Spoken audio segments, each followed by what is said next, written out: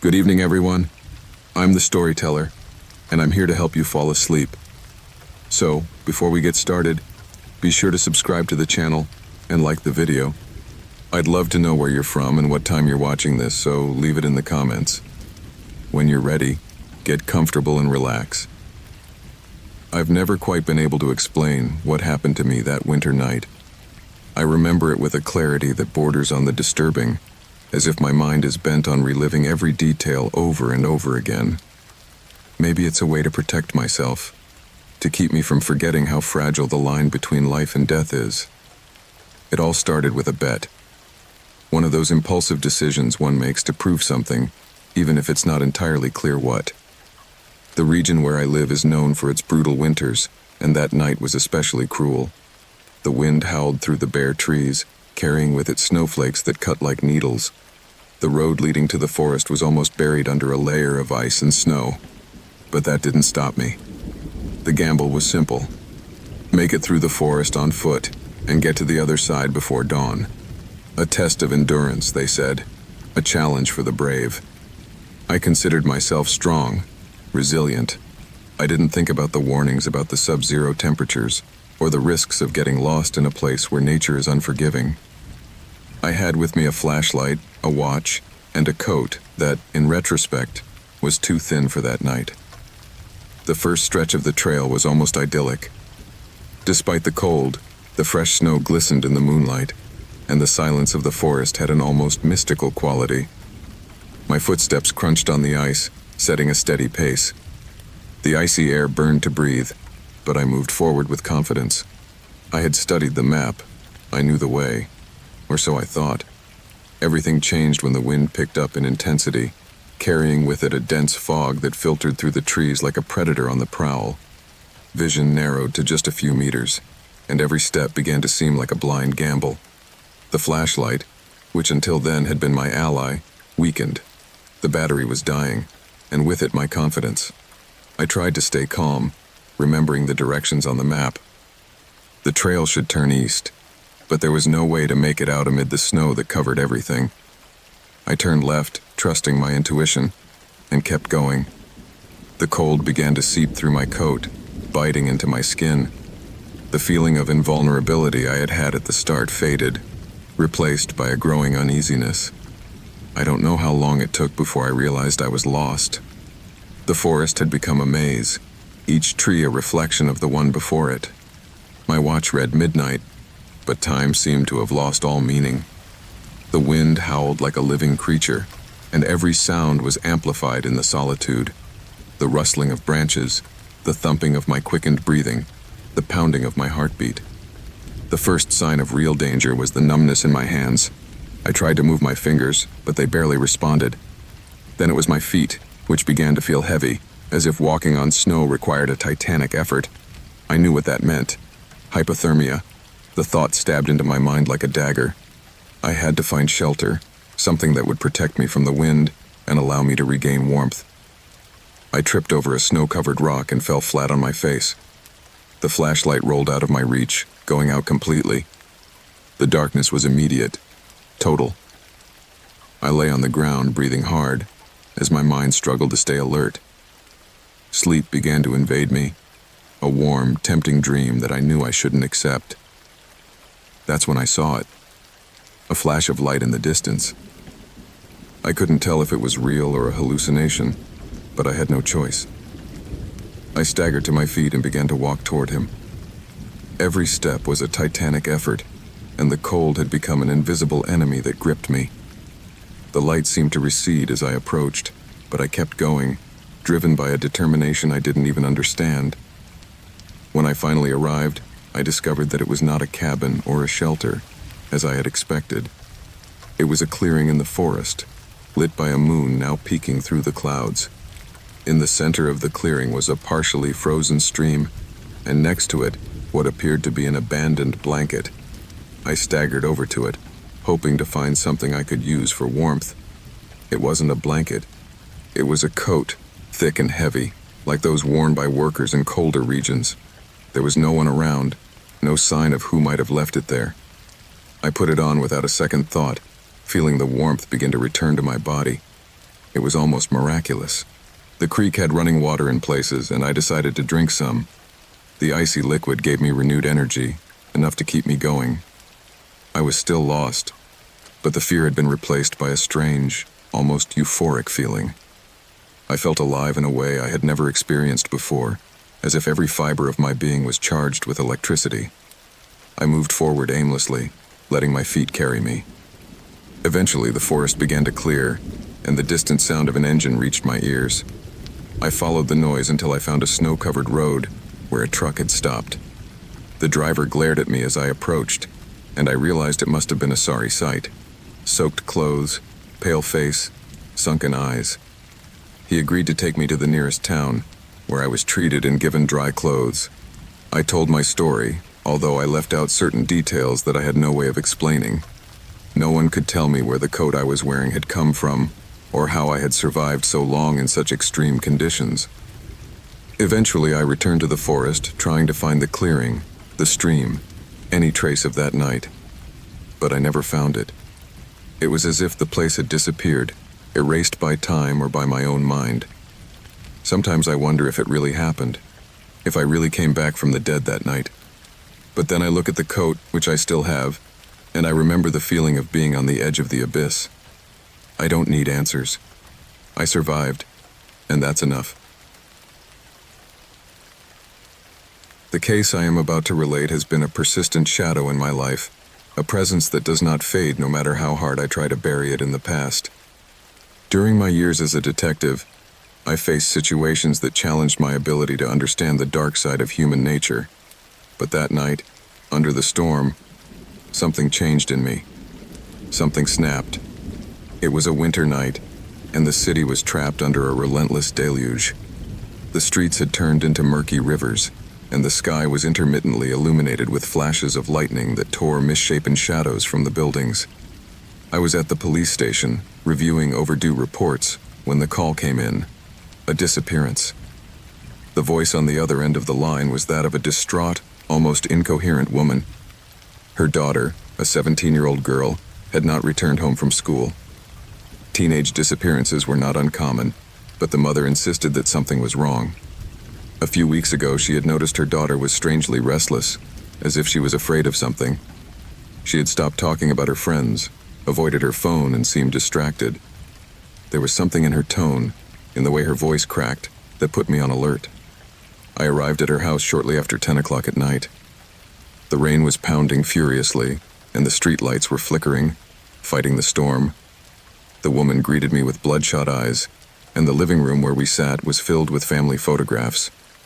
The young woman, whose name was Susanna, had last been seen in a convenience store, barely 10 minutes from her home. I decided to start there. The store was deserted when I arrived, except for the clerk, a middle-aged man who watched the television casually. I remembered Susanna. She had been there around 6 in the evening, bought a bottle of water, and left. He didn't notice anything unusual. I checked the security cameras and saw the young woman walk out in the rain, the hood of her coat covering her face. She took the opposite direction from her home. The next step was to reconstruct her last movements. I talked to her friends, her teachers, even her neighbors. What emerged was a fragmented portrait of a teenager caught up in something she didn't understand. One of her friends mentioned that Susanna had been talking to an older man, someone she had met online.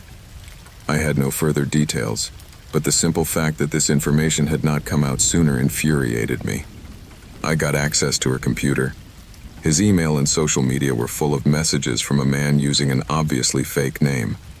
Promises of adventures, flattering words, and little by little, requests to meet. The last message, sent the morning of the day she disappeared, instructed her to meet at an abandoned warehouse across town. The warehouse was in a desolate industrial area, and the storm only added to the sense of abandonment. The building was an old brick structure, with broken windows and graffiti covering the walls. I entered cautiously, using my flashlight to make my way through the darkness.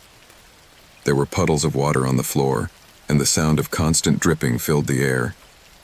It was there that I found her. Her body was lying motionless on the ground, her soaked hair sticking to her face.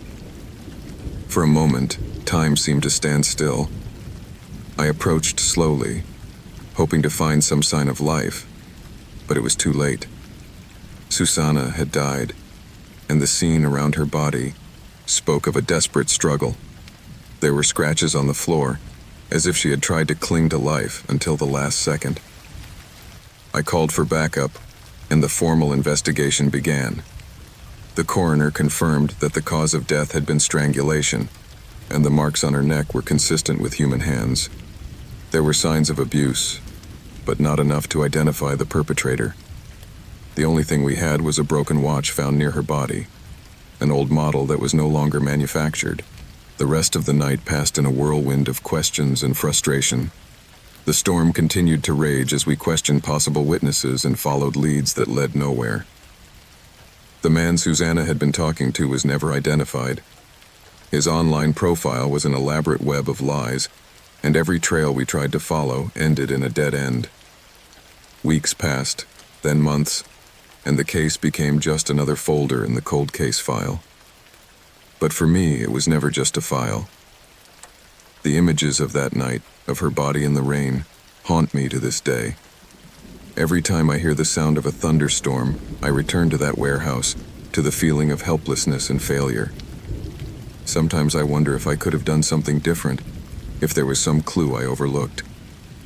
But the truth is, there are no answers.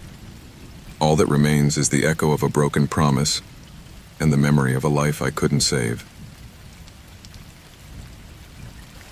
Running away from a serial killer is not something a person expects to recount in their lifetime, much less survive to remember it. For weeks after what happened, I couldn't sleep without feeling that the man's eyes were still on me. I can still smell the dampness of the forest, the mixture of dirt and rotting leaves that permeated my lungs as I ran for my life. It all started with a seemingly harmless outing. I had decided to take a break in a small rented cabin in the mountains. I needed to disconnect from work, from the constant noise of the city, from the pressure that seemed to crush me daily. It was winter, and the landscape was covered in snow, with the icy air biting into my skin. I arrived just before dusk, and the silence of the place enveloped me like a dense blanket, so much so that I couldn't help but feel a little uneasy. The cabin was basic but cozy, with a gently crackling fireplace and a view of the forest that stretched as far as the eye could see. The first few days were quiet. I spent my time reading, hiking on frozen trails, and enjoying the isolation I longed for. But then, one morning, I found something that changed everything. I was exploring a path I hadn't taken before, one that went deeper into the forest, when I stumbled upon a strange scene. There was a circle of blackened stones, as if someone had recently lit a fire there. Around the circle, the ground was covered with strange marks, jumbled footprints that looked like different people, though none were wearing shoes. In the middle of the circle was a torn piece of cloth, stained with something dark that I preferred not to identify. Concern turned to alarm when later that night, I heard footsteps outside the cabin. At first, I attributed them to my imagination. The wind can play strange tricks on a frosty night, and creaking wood is common in old structures. But then the footsteps became clearer, more deliberate. Peering out the window, I saw only darkness, but instinct screamed at me that something wasn't right. The next day, I tried to convince myself that I had overreacted. Perhaps some animal had lurked nearby, attracted by the warmth of the fireplace. However, a sense of latent danger began to settle in my chest. I avoided going out that day, spending the hours by the fire, trying to read, though every creak outside put me on alert. The next night was worse. The footsteps returned, closer this time. There was something deliberate in the way they sounded, as if whoever made them knew I was listening. My heart hammered in my chest as I stood still, trying to convince myself that it was nothing more than a game of my mind. But then, something pounded on the cabin door.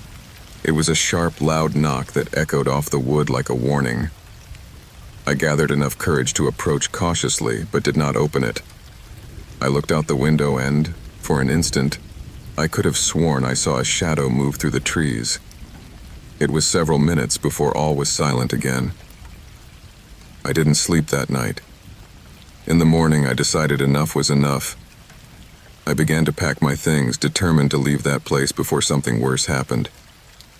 But as I left the cabin to load my car, I found something that made my blood run cold.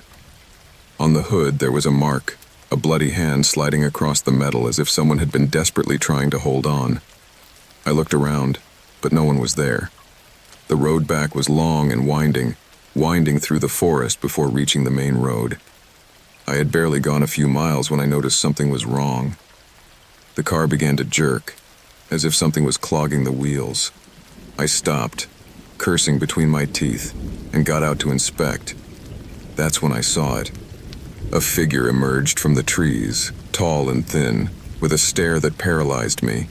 It was a man, though there was something in his posture, in the way he moved, that made him seem almost inhuman.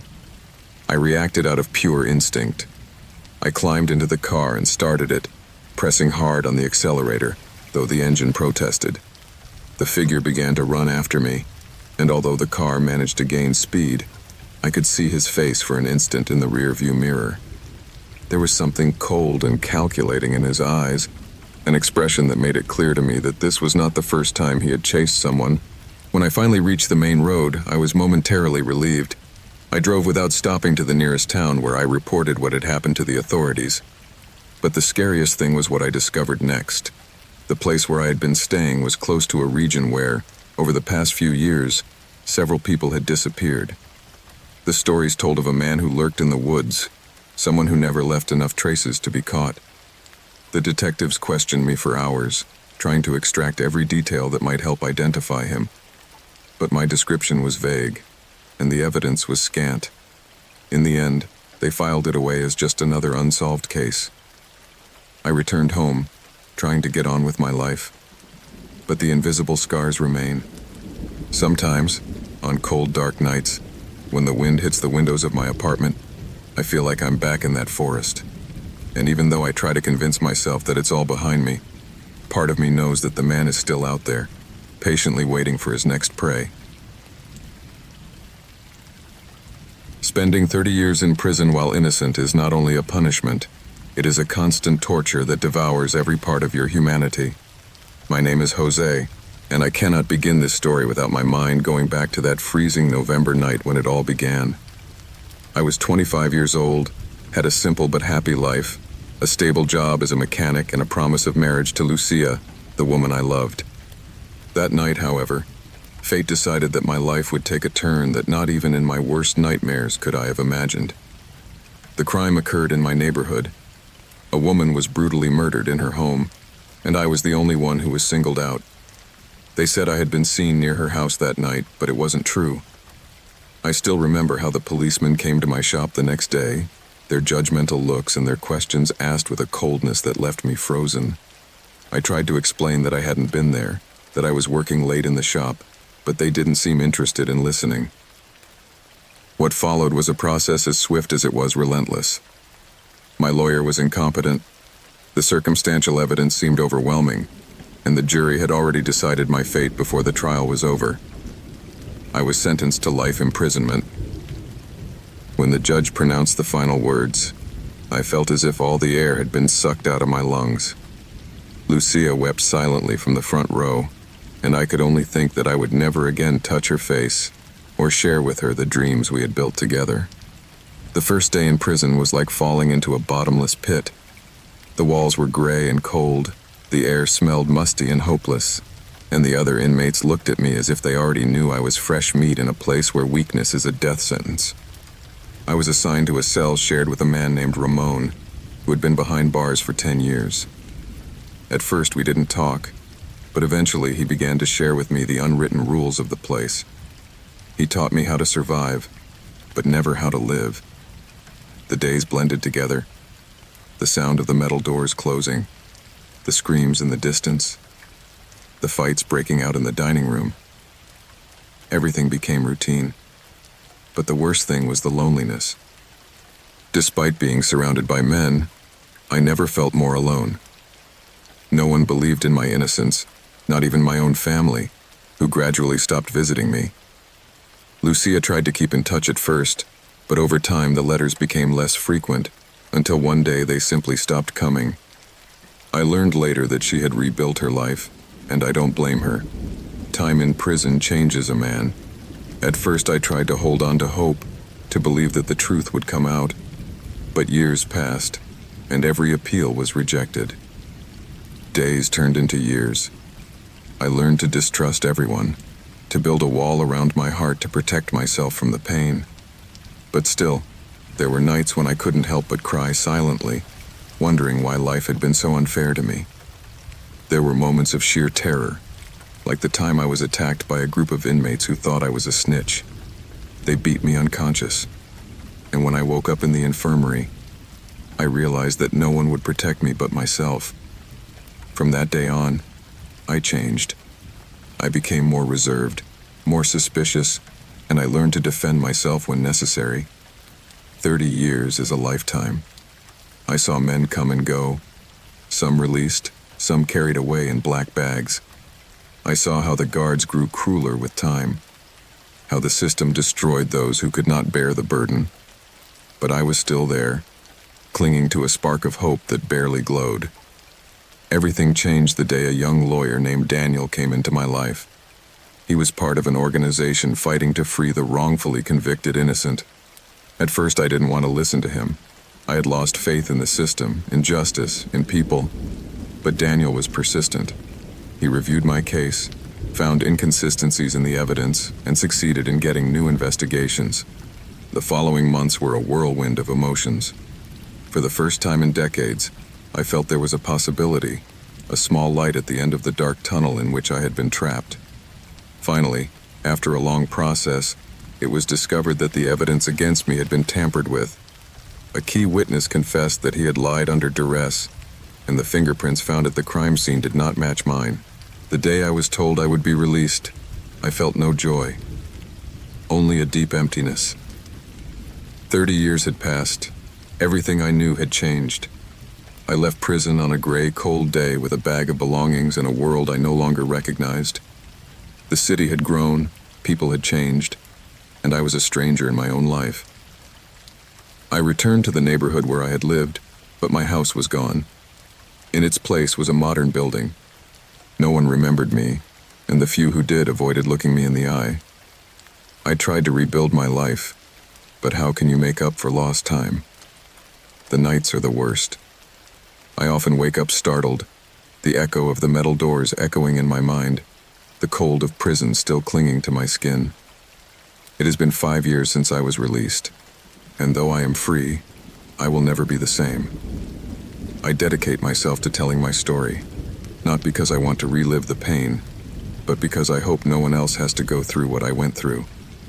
But sometimes, in the darkest nights, I wonder if I really managed to escape from that prison, or if a part of me was trapped there forever. When I think of that storm, the cold runs through my body as if I were there again. No matter how much time has passed, every time I close my eyes, I can feel the wind whipping my face and the relentless roar of the water crashing against the walls of the boat. That night was like no other. It was the cruelest test that nature could impose on us, and it left me scarred for life. I was an experienced sailor, or so I thought. I had spent years working at sea, facing waves as high as buildings and storms that seemed to want to tear the sky apart. But this time, it was different. We set sail on a gray, cold day, with the sky covered with low clouds that threatened to weep. The forecast warned of nothing out of the ordinary, just a cold front that we could handle with our usual expertise. The crew was made up of tough men, hardened by hard work and saltpeter. Some told stories of storms past as they secured the rigging, while others simply concentrated on their tasks, letting time pass as if they had no other care in the world. I stood on the bridge, watching the horizon grow darker and more menacing with each mile we traveled. The first sign that something was wrong was the wind. It started as a bone-chilling, icy breeze, and soon escalated to a force so violent that we were forced to adjust our sails and make sure everything was securely tied down. The temperature dropped rapidly, and the air was filled with a humidity that clung to the skin like a blanket of despair. By the time the sun began to disappear completely, the storm had arrived. The water was absolute chaos. The waves rose like monsters in the darkness, threatening to swallow us whole. Every time one of those beasts hit the hull, the sound was deafening, like a roar coming from the center of the earth. I tried to stay calm, to concentrate on the maneuvers necessary to keep us afloat, but panic hung in the air like a tangible presence. No one spoke, and the shouts that could be heard were only those necessary to coordinate the work on deck. The rain was relentless, a wall of water that pounded us relentlessly and turned every surface into a slippery trap. The lights on the boat were barely visible, and everything around us was pitch black. It was as if the world had disappeared, leaving us alone in a watery hell. In a moment, a wave higher than the others crashed over us. The impact was so strong that the boat tilted dangerously, and the sound of the water coming through the cracks was like a punch in the stomach. The engine began to falter, choked by the incoming water, and we realized we were at the mercy of the storm. That's when I saw it. A figure, a shadow that shouldn't be there.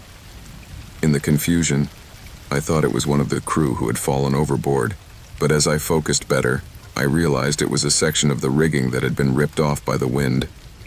The danger was constant, and every second counted. Trying to maintain control was a seemingly impossible task, but we were trying with all our might.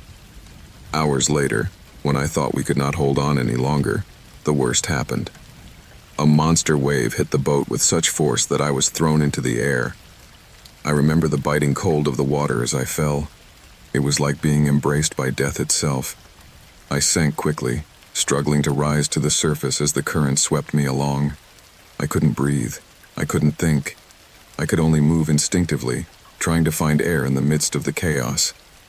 When I finally made it to the surface, the boat was in the distance, barely visible among the giant waves.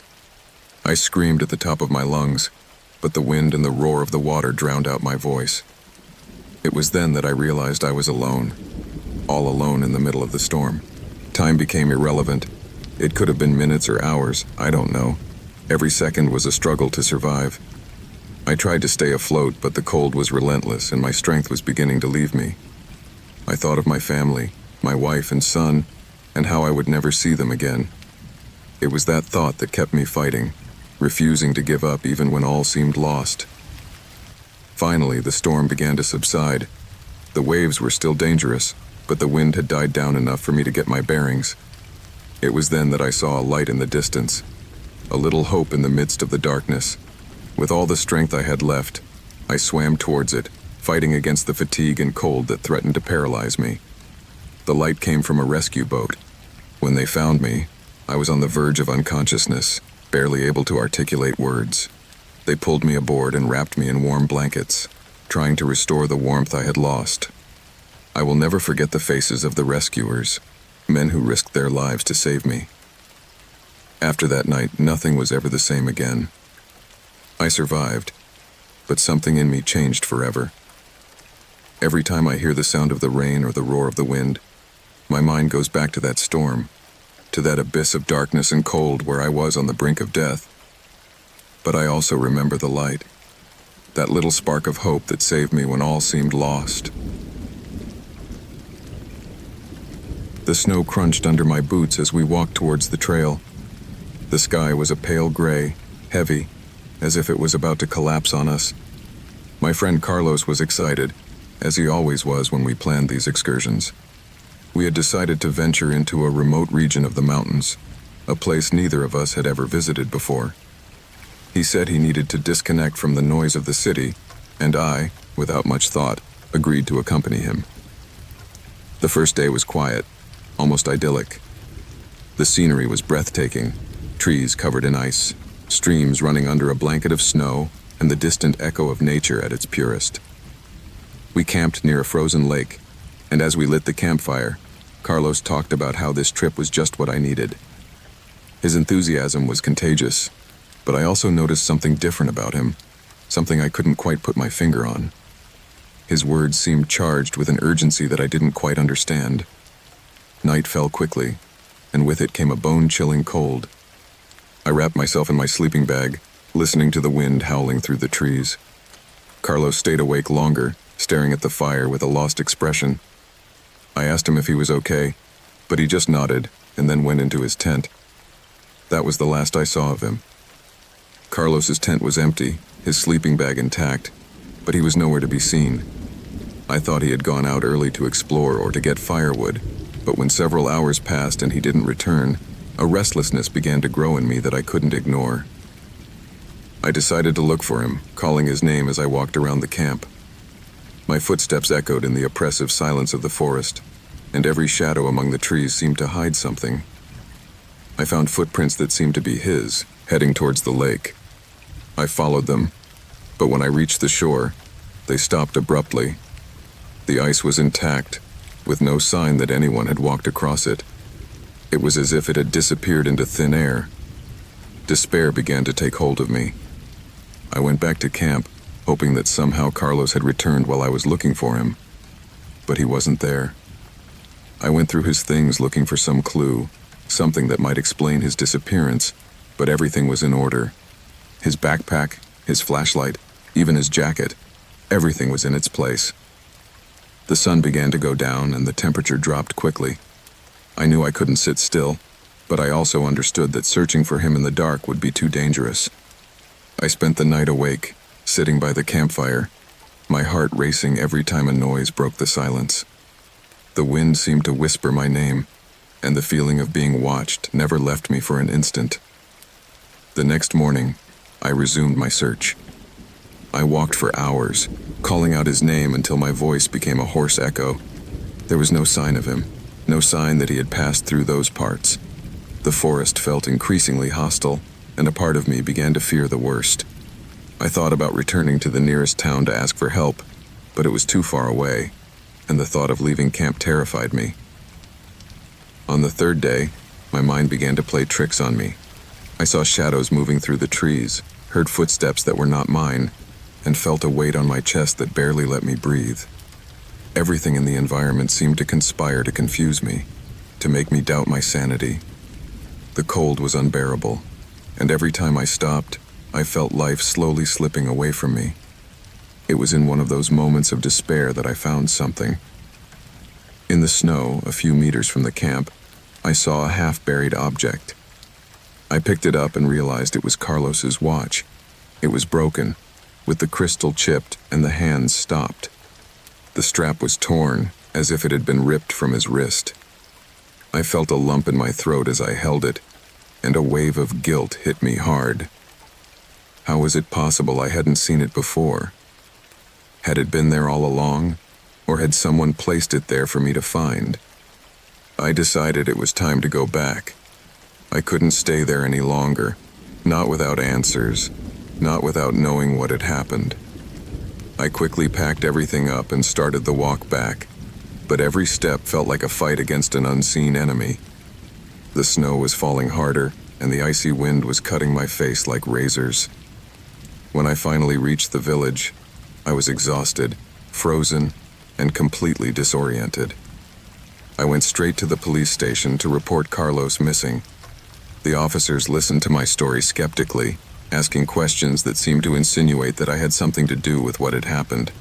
I tried to remain calm, but exhaustion and frustration made me explode.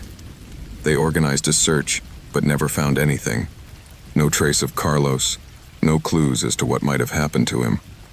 The watch I had found was taken as evidence, but it revealed nothing useful. Eventually, the case was filed as an unsolved disappearance.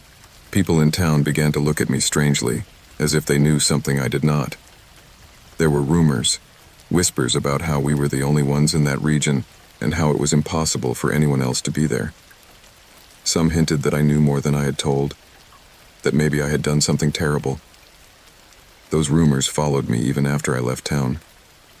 Years have passed since then, but not a day goes by that I don't think of Carlos, of his smile as he lit the campfire, of his enthusiasm for exploring the unknown, and of that broken clock, the only vestige of his existence left behind.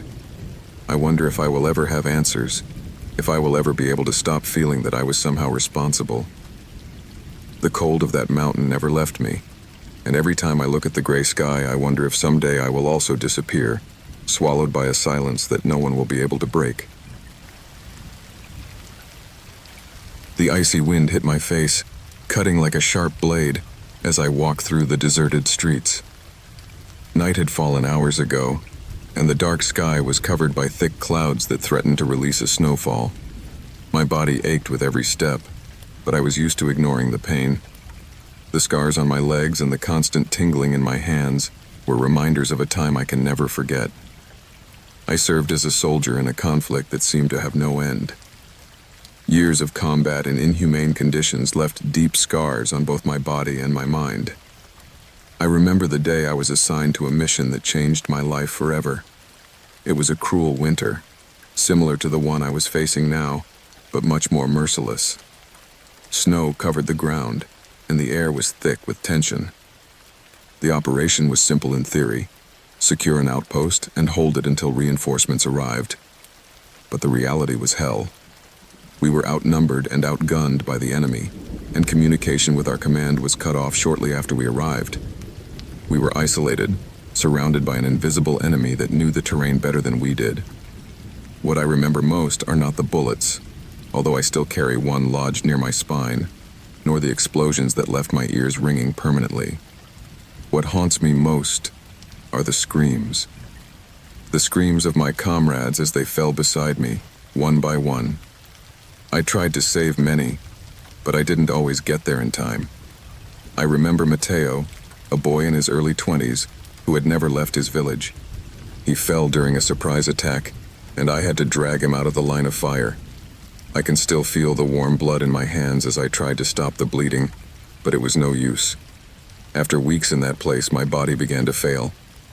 The cold penetrated to the bone, and the lack of food weakened us day by day. Fatigue and despair caused some of us to begin to lose our sanity. One of our people, a man named Vargas, simply got up one night and walked into the forest. No one saw him again. Others began to mutter incomprehensible things, and their gazes became empty, as if they had ceased to be human. The day reinforcements finally arrived, there was not much of us left. Out of a platoon of 20 men, there were only 5 of us left. And of those 5, 3 died soon after due to wounds and hypothermia.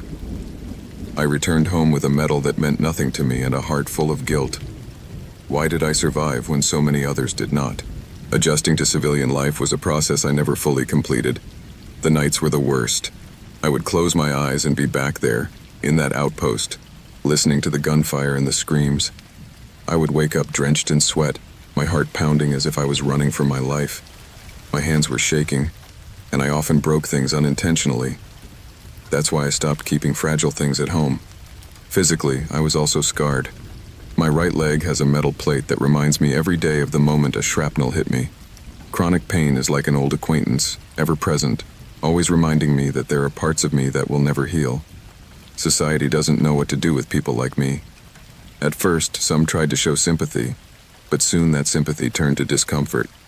No one wanted to hear my stories, and I learned not to share them. I took refuge in alcohol for a while, trying to dull the memories, but it only made them more vivid.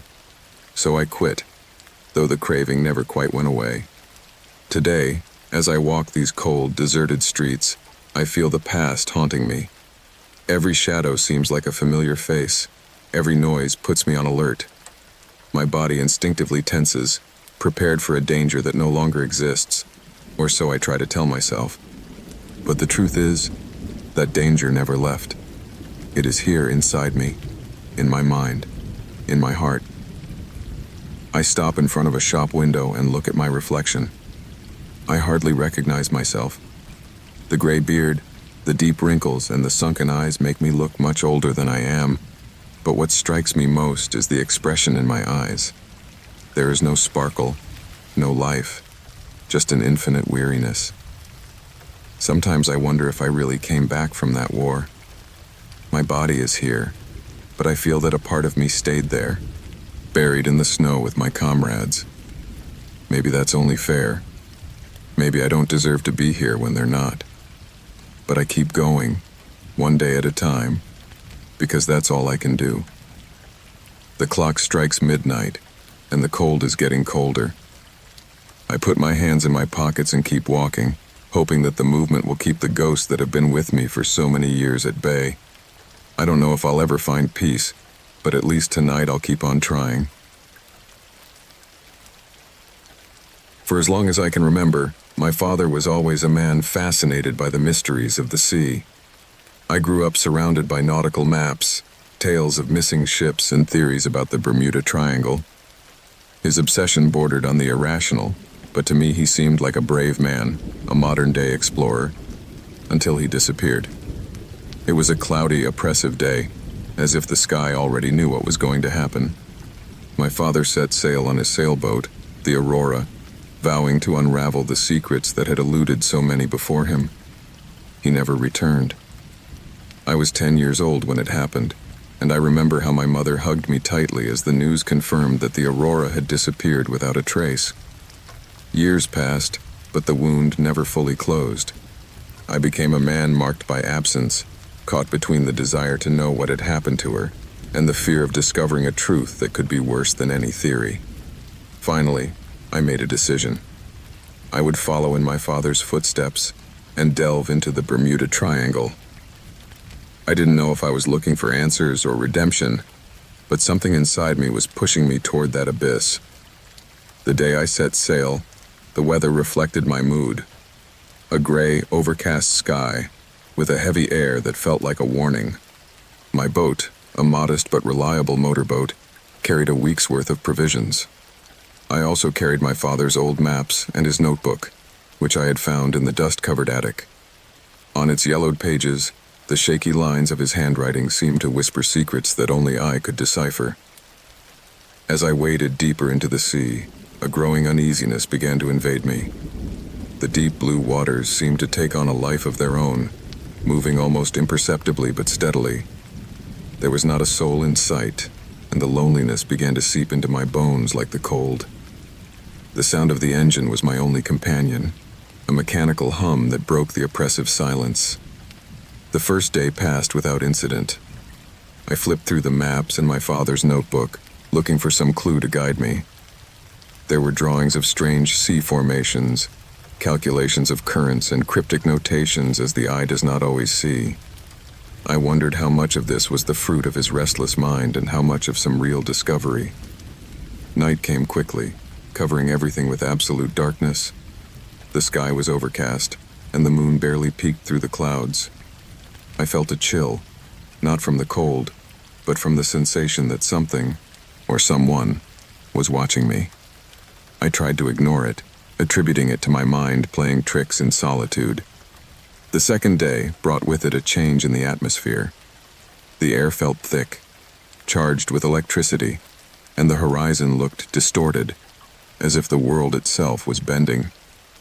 My compass began to behave erratically, spinning meaninglessly. I tried to stay calm, remembering the stories of electromagnetic glitches in the area. But it was one thing to read about it, quite another to experience it. As I moved forward, fog banks began to appear. They were dense, almost impenetrable, and had a ghostly glow that I couldn't explain to myself. The limited vision made every sound seem amplified. The splashing of water, the creaking of wood, even my heartbeat. At one point, I heard a sound that wasn't coming from my boat, a low, drawn-out wail that faded as quickly as it had appeared. My father's notebook mentioned something about echoes of the past. I remembered those words as I struggled to stay on course through the fog. I felt like I was navigating in a world that didn't belong to me, a space suspended between time and oblivion. The feeling of being watched returned with a vengeance, and this time I could not ignore it. It was on the third day that everything changed. The fog suddenly dissipated, revealing a leaden sky and a sea so still it looked like a mirror. On the horizon, something caught my attention, a dark silhouette standing like a solitary monolith. I approached cautiously, feeling a mixture of fascination and terror. As I got closer, I recognized the shape. It was the Aurora. My father's sailboat was intact, floating silently like a ghost.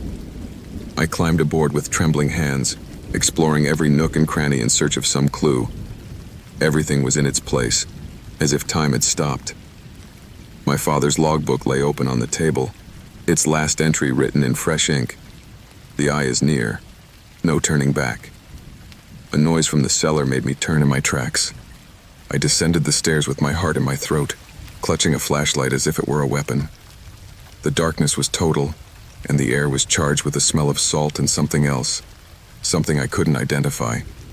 As I shone a light into the cellar, I saw something that chilled my blood. A human figure, on its back, motionless. I called out to my father, though my voice came out shaky and barely audible. The figure did not respond, but began to slowly turn around. What I saw paralyzed me. It was not my father. It was something that had been human at one time, but was now a grotesque imitation. His eyes were empty, like bottomless pits, and his skin had a sallow hue that reflected the light unnaturally. I stepped back, stumbling and falling to the ground. The figure advanced toward me with jerky movements, emitting a guttural sound that echoed in my head. I jumped to my feet and ran for the deck, feeling something invisible trying to drag me back. I managed to throw myself into my boat and started the engine, pulling away from the aurora as fast as I could. The sky began to darken even more, and the waves rose with unleashed fury. The sea, once a calm mirror, was now a chaos of foam and shadows. I felt something following me, something I could not see, but whose presence was undeniable. The boat lurched, and my compass kept spinning madly. In the midst of the frenzy, I saw a light in the distance. It was intense, blinding, and seemed to come from an opening in the sky. Something inside me told me I shouldn't go near it, but I had no choice. The waves were dragging me inexorably toward it. I felt a tugging in my mind, as if something was trying to invade my thoughts, erasing my memories and replacing them with others that were not mine. Then everything went black. When I awoke, I was floating in calm waters under a clear sky. My boat was intact, and there was no sign of the aurora or the light. I looked at my watch and realized that it had been 3 days since I had embarked, although it felt like weeks. Checking my provisions, I discovered that they were full, as if I had never used them. I returned to shore with more questions than answers, carrying with me a sense of loss that I could not explain. I never found my father, but I had seen something that defied comprehension. The Bermuda Triangle had shown me a fragment of its truth, and now that truth lived inside me, whispering in the darkest corners of my mind. I did not return to the sea. I couldn't, even if I wanted to. But every time I close my eyes, I see those empty wells staring back at me, and I hear the low wail of the wind among the waves. The triangle does not give up its secrets without a price, and I am the living testimony of that. The sound of my own footsteps on the icy snow was the only thing that broke the silence of that night. The cold air bit my face, and each breath transformed into a cloud that floated in front of me before fading away. Despite the time that had passed, I could not forget what had happened that night, the night that marked the end of my old life, and the beginning of something I could never fully define. It all began 2 years ago, one night just as cold and dark. I had left work late, too tired to think of anything but getting home. The streets were deserted, and the asphalt glistened under the yellow lights of the street lamps. I remember turning on the radio to drown out the silence, but even the music couldn't shake the uneasy feeling I had felt all day. It was then that I saw it for the first time. A dark car, maybe black or deep blue, appeared in my rearview mirror. I didn't pay too much attention to it at first, but something about the way it moved made me uncomfortable. It kept a constant distance, as if it were mimicking me. I turned right at an intersection and the car did the same, then left, and there it was, following me like a shadow. I tried to convince myself that it was a coincidence, but paranoia began to take hold of me. I sped up, trying to outrun him, but the car picked up speed as well. My heart started pounding, and my hands were sweating so much that I could barely hold the steering wheel. Whoever was behind the wheel wasn't trying to overtake me or be noticed in any way. He was simply there, following me. I took a detour onto a back road, one I knew well because it was lightly traveled. I thought I might lose him there, but my pursuer continued to follow me. The lights of his car illuminated the interior of mine through the rearview mirror, blinding me at times. That's when I started to panic. There was no cell signal in that area, and the nearest houses were several miles away. My hands were shaking as I tried to keep control of the steering wheel. I accelerated even more, not worrying about the dangerous curves or the ice that was beginning to form on the road. I could feel the car sliding slightly, but I didn't care. I just wanted to get away from that car. That's when it happened. On a sharp curve, I lost control. The tires slipped on the ice and the car started to spin. It all happened in slow motion. I remember the sound of metal bending, glass popping, and my body being thrown to the side as the car spun. Finally, everything went silent. When I opened my eyes, I was trapped inside the car. The driver's door was deformed, and the pain in my right leg was unbearable. I tried to move, but something sharp dug into my side. The cold was seeping through the broken windows, and I could see my breath forming clouds in the air. The only thing breaking the silence was the sound of an engine. I turned my head, with effort, and there it was. The car that had been following me stopped a few feet away. The headlights illuminated my car like the eyes of a predator watching its prey. I waited for someone to get out, for them to come and help me, or at least confront me. But no one came out. The engine remained running for what seemed like hours. I tried to stay awake, but the pain and the cold began to take its toll on me. Just when I thought I was going to lose consciousness, the car's lights went out, and the engine stopped. When I turned around again, the car was gone. I don't remember how I managed to get out of there. Maybe it was adrenaline or survival instinct. I dragged my body through the snow until I finally found a house with the lights on. I knocked on the door until someone opened it and called an ambulance. I woke up in the hospital days later, with several fractures and a leg that would never be the same. The doctor said I had been lucky to survive, but I didn't feel lucky. Every night I relived those moments. The car lights in my rearview mirror, the sound of metal crashing, and that still figure watching me from the darkness. The police investigated, but found no trace of the car that had followed me. Some said that maybe I had imagined it, that stress and fatigue had played a trick on me. But I knew the truth. Over time, the after effects of the accident began to manifest themselves in other ways. My right leg was permanently damaged, forcing me to walk with a cane. But the physical pain was bearable compared to the weight I carried in my mind. Every time I saw a dark car on the street, my heart would race. I stopped driving, unable to face the fear of being behind the wheel again. The days became monotonous, and the nights were endless.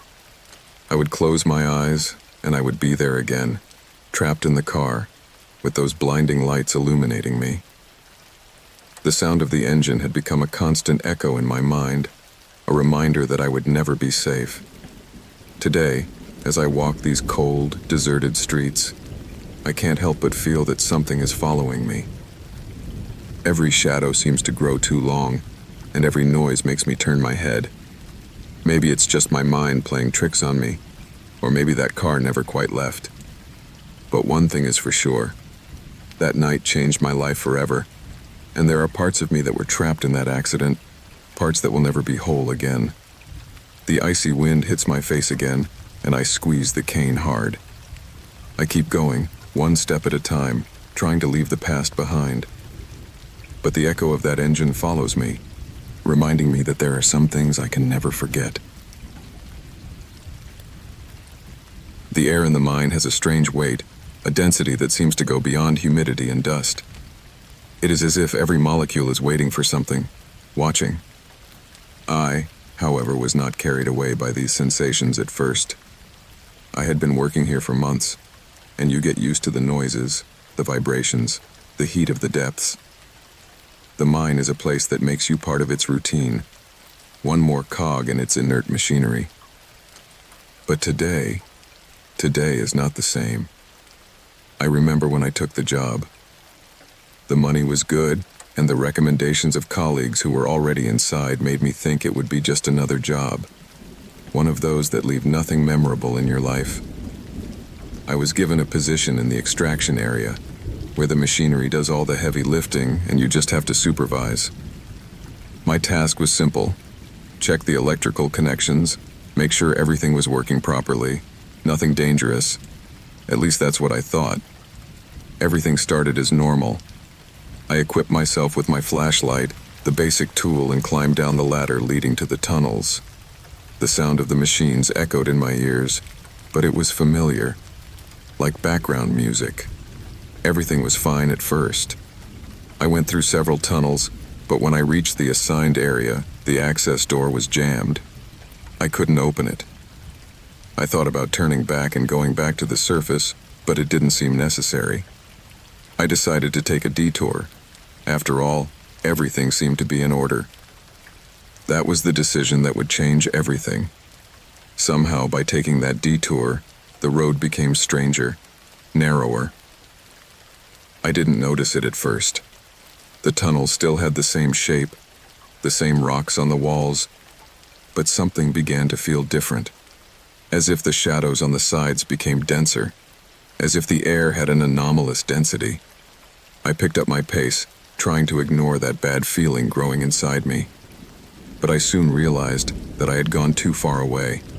As I tried to return through the same tunnel, I was met with an unexpected turn and another one. My footsteps began to echo differently. Something didn't fit. I remember the first time I realized something was terribly wrong. I tried to turn back, but there was no trace of my path. The marks on the rocks didn't match. The tunnel seemed to have changed. The walls, which once looked familiar, now narrowed as I went along. The turns were more abrupt, and I came to forks I didn't remember being at. The feeling of being lost came over me, and a mixture of anxiety and dread began to bubble in my chest. That's when I heard the first creak. At first, I didn't know if it was part of the mine, or if it was my mind playing tricks on me, but the sound came from behind me. I couldn't identify it, but it was something strange, as if a rock was moving slowly, or maybe something was scraping the walls. I didn't pay much attention to it at the time. I thought it was just normal mine noise.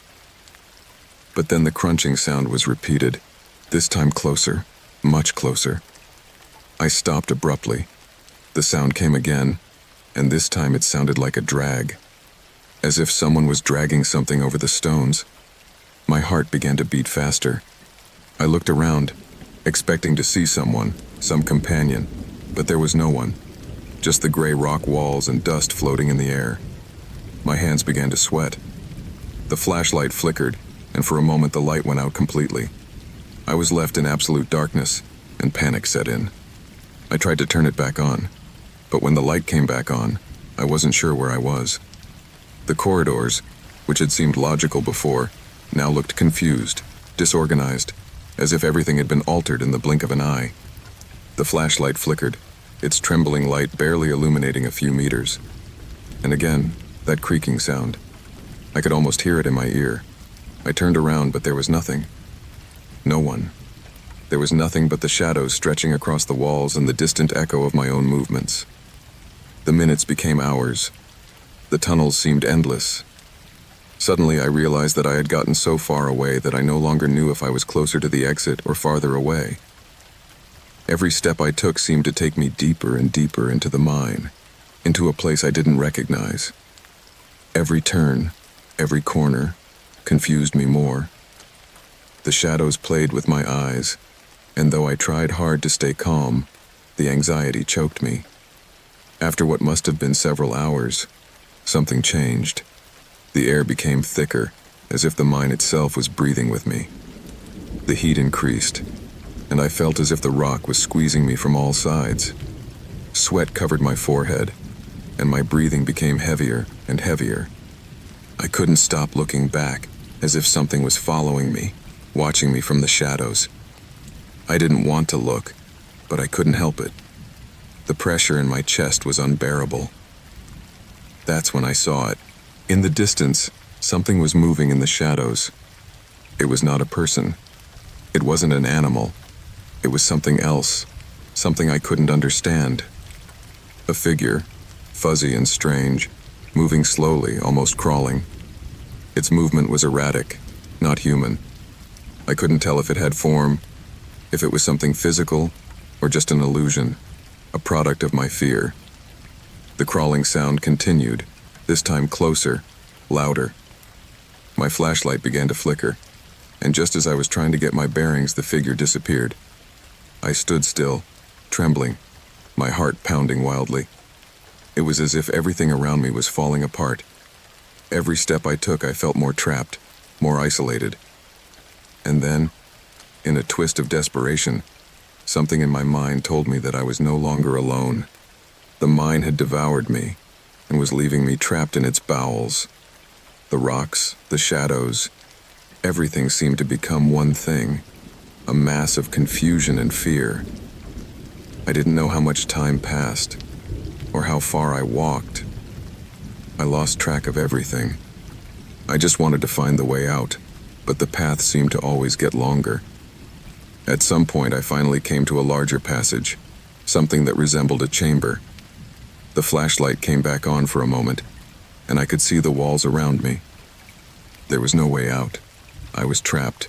There was no way back. The air was stale, like I was running out of oxygen. I could feel my mind beginning to give way. That fear was taking over in an irrational way. I was no longer alone in my head. The mine had trapped me, but not only physically. It had begun to devour my reason. Then, when I couldn't take it anymore, I heard a distant sound, an echo coming from somewhere beyond my reach. It was the sound of machines, the familiar noise of the surface. Although I couldn't tell if it was real or just a figment of my mind, it was all I had left. My mind clung to that possibility, to the hope that someone would hear me, that I would be rescued. I ran without thinking, without knowing if it was the right way. I ran toward that distant echo, toward that light I imagined was beyond. My legs were trembling, but I couldn't stop. Finally, as I reached the entrance to the mine, the sunlight hit my face hard. Fresh air flooded my lungs. I thought I had made it, that it was all over. But even though the sun was shining and the air was clear, something was still with me. The echo, the whisper, the feeling that the mine hadn't quite let me go. And even though I had escaped its darkness, I felt that something of it was still in me. Something I could never forget. Something that would always follow me. I never knew when it started exactly. Maybe it was the moment I was offered the job, that vague promise of financial compensation that would get me out of debt. Or maybe it was when I signed the contract, an endless document that only asked me vague questions about my health and my history, but without clear explanations about the job itself. I was never a curious man, nor was I a man who stopped to think too much about the implications of things. I just took it as an opportunity. But what happened next? That's what has been etched in my mind, like a scar, like a stain impossible to erase. My name is Samuel Hurtado. I was an ordinary man until I agreed to be part of the so-called Project 47, a secret government investigation that, at the time, seemed harmless to me. The contract was clear as to the terms: a year's work in a remote facility, generous pay at the end, and, most appealing of all, the promise that my life would never be the same again. I didn't quite understand what that meant, but I didn't care. I was 34 years old, had a family to support, and a mountain of debt that seemed impossible to pay off. Anything that offered me a way out was something to consider. The place I was sent to had no name, at least not one that was provided to me. They called it the Station, an isolated research facility in the mountains. A complex of military-looking buildings that stood atop a hill. Gray concrete walls, windows locked with thick steel bars, and doors that only opened with a code. It was a lifeless place, or so I thought when I got there. There was no trace of vegetation or animals in the surroundings. The air was heavy, cold, as if everything was designed to be as impersonal as possible. I was greeted by a couple of men who didn't seem too interested in me. They gave me a quick medical checkup, making sure I wasn't sick or showing signs of any condition that might interfere with the experiment. They didn't tell me what kind of experiment it was, but they gave me very clear instructions on how I was to behave. I was to stay inside the facility, avoid interacting with other subjects, and not ask questions. The first month was a repetitive routine of physical and psychological tests. I was subjected to all kinds of exercises, from long walks in extreme cold conditions to activities that tested my mental limits. Sometimes I was put in a dark room and asked to wait. Sometimes I was left in a chamber where strange noises and flashing lights left me disoriented. The tests never seemed to have a pattern, but I was getting more and more exhausted. However, I was being paid well, and the instructions were clear. Don't ask questions, just do what I was told. The funny thing was that at first I didn't see any other participants. There were rumors among the staff that there were others, but I never saw them. Sometimes, at night, I would hear distant sounds, as if other people were being tested in other areas of the complex, but they never came close enough for me to know more. I was told that the facility was large, that there were areas I shouldn't explore, but no one bothered to explain why. What began to unsettle me was the feeling that I was losing control over my own body. As the weeks went by, I began to notice something strange in my mind. I remember one afternoon, as I was taking a walk down one of the hallways in the complex, I saw a mirror. I don't remember how I got there, but somehow I found myself in front of it. When I saw my reflection, I couldn't recognize my face. I was pale, with deep circles under my eyes, and my features seemed to have changed. Something inside me snapped at that moment, but I tried to ignore it.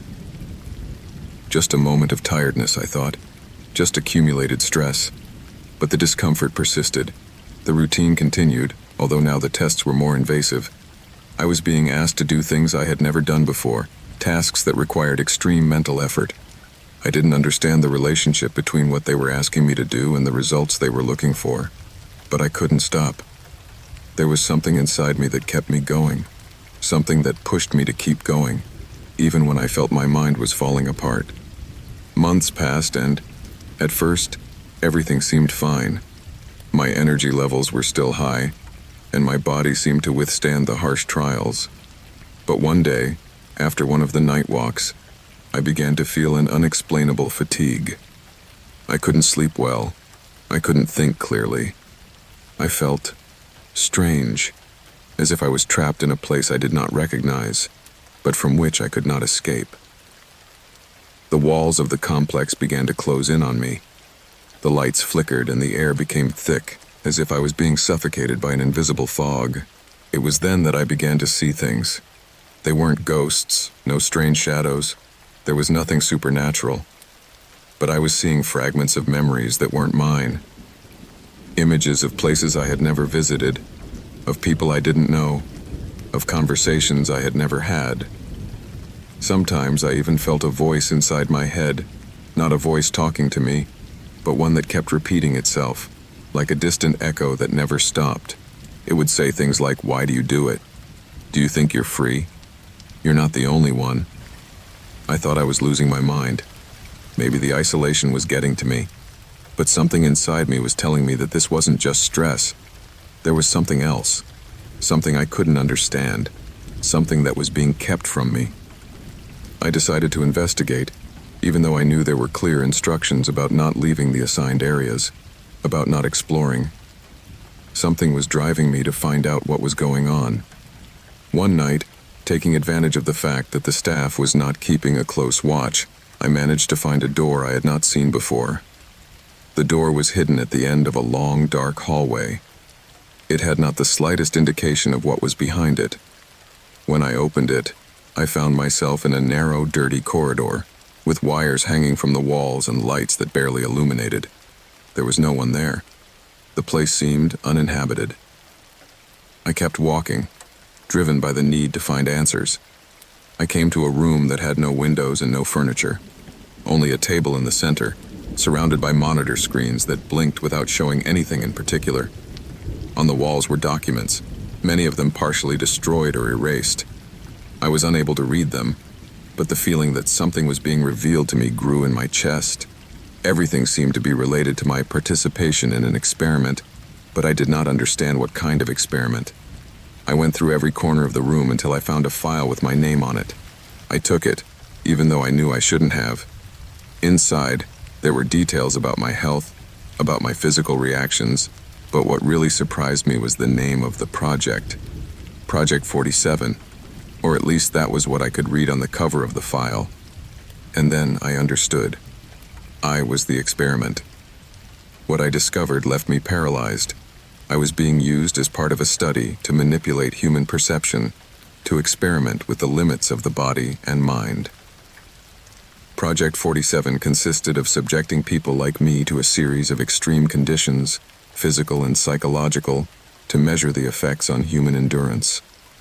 There was no clear purpose, no tangible end, just data, just experiments, and I was one of the chosen subjects. As I read, a surge of rage and despair washed over me. It had all been a lie from the beginning. The tests, the changes in my body, my fragmented mind, it was all part of the experiment. I was not a victim of an accident. I was a subject in a human laboratory. That night, after discovering the truth, something inside me clicked. The fatigue, the disorientation, the visions, everything began to make sense. I had become part of something much bigger and scarier than I had imagined. And now, I could no longer escape. The lights began to flicker once again.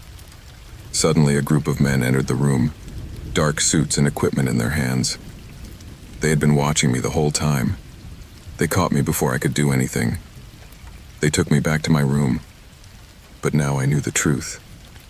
I now understood that I had never been free. Project 47 never ended for me.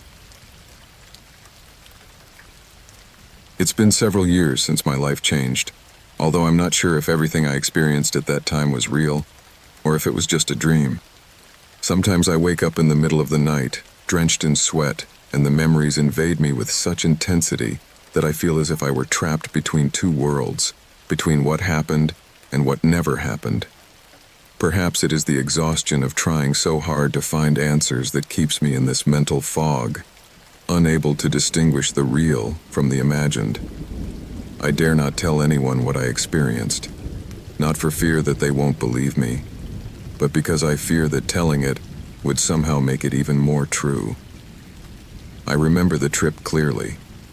It was a scientific expedition, something simple, an archaeological investigation in a remote region in the Himalayan mountains. As a geologist, my task was to study the rock formations in an as yet little explored area. The team was small, a couple of archaeologists, a couple of anthropologists, and me, the only geologist. We were there to gather information, to analyze the terrain, to document what we could find. Nothing else. At first, everything was like any other expedition. The scenery was breathtaking, but not so different from other places I'd visited before. Imposing mountains, deep valleys, and an absolute silence that enveloped us. The first few weeks were spent mapping, sampling, and observing rock structures. The geological formations of the region were intriguing, but nothing to suggest a hidden civilization or any unusual findings. It was on the fourth day that it all happened. We were in a particularly isolated area, several days' walk from base camp. We had discovered a cave that was not on the maps and decided to explore it. It was small, barely big enough for all of us to enter, but what we found inside was strange. On the walls of the cave were inscriptions, symbols we didn't recognize, strange engravings that stretched the entire length of the place. No one on the team had ever seen anything like it before.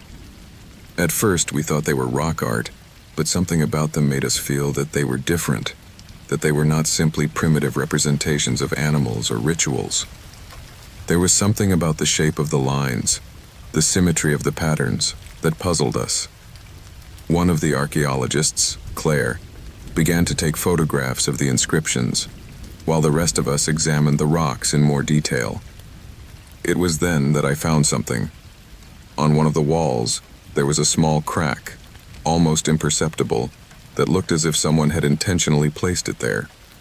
Carefully, I reached in and, after pushing some rocks aside, I could see a small opening. It was so tiny I couldn't believe we hadn't seen it before. We decided to investigate further, and that's when we discovered a hidden chamber inside the cave. The chamber was unlike anything I had ever seen before. The rock was carved with a precision impossible to achieve without advanced tools, and the air inside was much colder than outside. Something strange and dense hung in the air, as if time itself had stopped inside that space. In the center of the room was a stone table, and around it, figures carved out of rock. Some of them human-looking, others completely alien. I could never understand why the figures had such a strange combination of features, as if they belonged to different species, although they all shared the same expression of seriousness and wisdom, as if their creator had wanted to convey something deeply important. On the opposite wall, there was a door, an entrance carved in stone, which seemed to lead to a deeper tunnel. It was at that moment that my mind began to become more erratic. Something inside me was pushing me to keep going, to go deeper into the darkness. The others were fascinated by the carved figures, but I couldn't take my eyes off the door.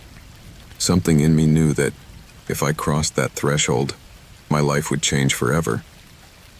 In the end, it was I who took the first step, without really knowing why. The rest of my team followed me, unquestioningly, though also with that uneasy feeling floating in the air.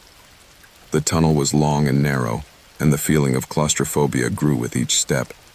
The darkness was absolute, and the only source of light was our flashlight, which seemed to have difficulty penetrating the blackness of the place. As we advanced, the walls of the tunnel began to show more inscriptions, more symbols.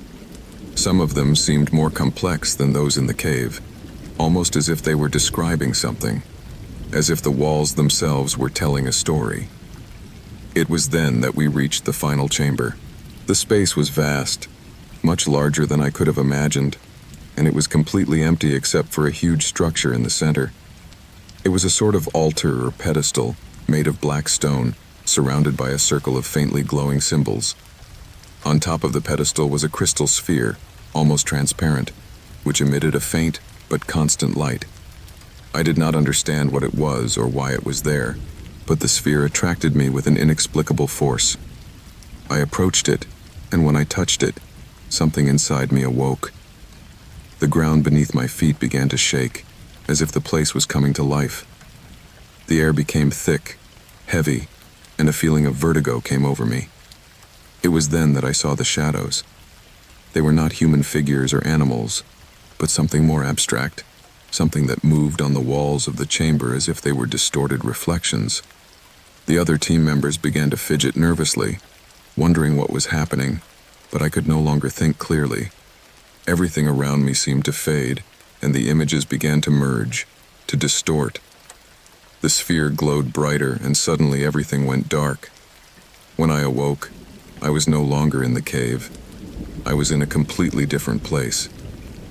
The ground beneath my feet was soft, covered with a type of moss I had never seen before. The air was clean and fresh, and there was a strange light illuminating the landscape, a light that did not seem to come from a sun, but from some invisible source. In the distance, I saw buildings. They were not buildings as we know them, but structures of geometric shapes, perfectly aligned, as if the city itself had been designed to resonate with some force beyond our comprehension. I was in the center of an ancient civilization, a civilization that had never existed in our historical records. The buildings were massive, yet at the same time ethereal, as if they were part of a dream, floating in a landscape of floating rocks and exotic vegetation. And there were people. Although they were not people like the ones we knew, there was something human about them. But their eyes were different, deeper, wiser, as if they had seen the end of time. Their faces were impassive, but there was something in their gaze that told me they knew me, that they knew who I was, even though I don't remember seeing them before.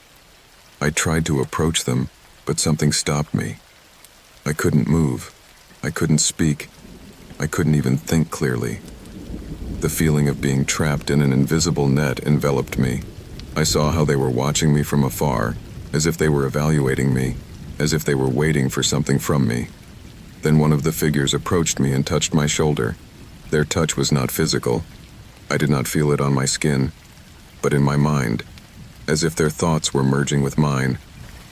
I saw flashes, quick images of their history, of their civilization, of their fall. I saw how their world had been destroyed by their own knowledge, by the power they had unleashed and could not control. Then a sense of relief came over me, and before I could understand what was happening, everything vanished again. I awoke in the cave. I was alone. The equipment was gone, and the pedestal with the sphere was gone. There was no trace of what I had experienced. I wasn't sure if it had all been a dream, if it had been some kind of hallucination caused by the sphere, or if I had really had contact with a lost civilization. I looked around, searching for some indication of what had happened, but found only the same inscriptions I had seen before. I returned to camp, and the rest of the expedition did not seem to remember anything strange. Days passed, and my companions and I returned home, but I couldn't stop thinking about what I had experienced. Was it real, or just a dream induced by the sphere? Every time I try to remember more details, everything becomes blurrier, more ethereal, as if my mind is struggling to retain something that should not be remembered. Perhaps I will never know if what I experienced was real, or just an echo of something far away in my subconscious. But what I do know is that since that day, something inside me has changed. Something I can't explain.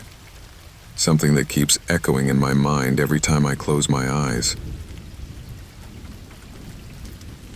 I never imagined that living a parallel life would be so heartbreaking.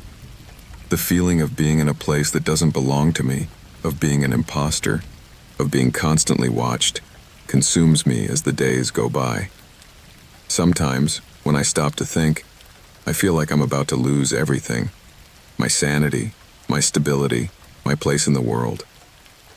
I wake up every morning with the constant pressure of not knowing which life I should live, which is the real one. It's a constant struggle between what I see, what I feel, and what should be.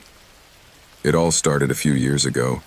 It was not a concrete event or something that happened to me from one day to the next, but rather a succession of details that accumulated until, at one point, I could not take it anymore. At first, the confusion was not so obvious. At first, I thought it was just a passing feeling, a normal wear and tear of life. My daily routine seemed unchanged, but small alterations began to appear. In my job, I was an ordinary man. I lived alone, had friends, went out on weekends, and, of course, had a partner. My relationship with her was, shall we say, solid. I had never questioned anything about my life until one night, as I was walking back to my apartment, something snapped. My phone rang as I walked to the door. When I saw the number, a strange discomfort came over me. It was the office number, my boss's number.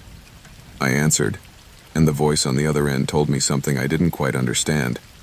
There was an important meeting the next day, first thing in the morning.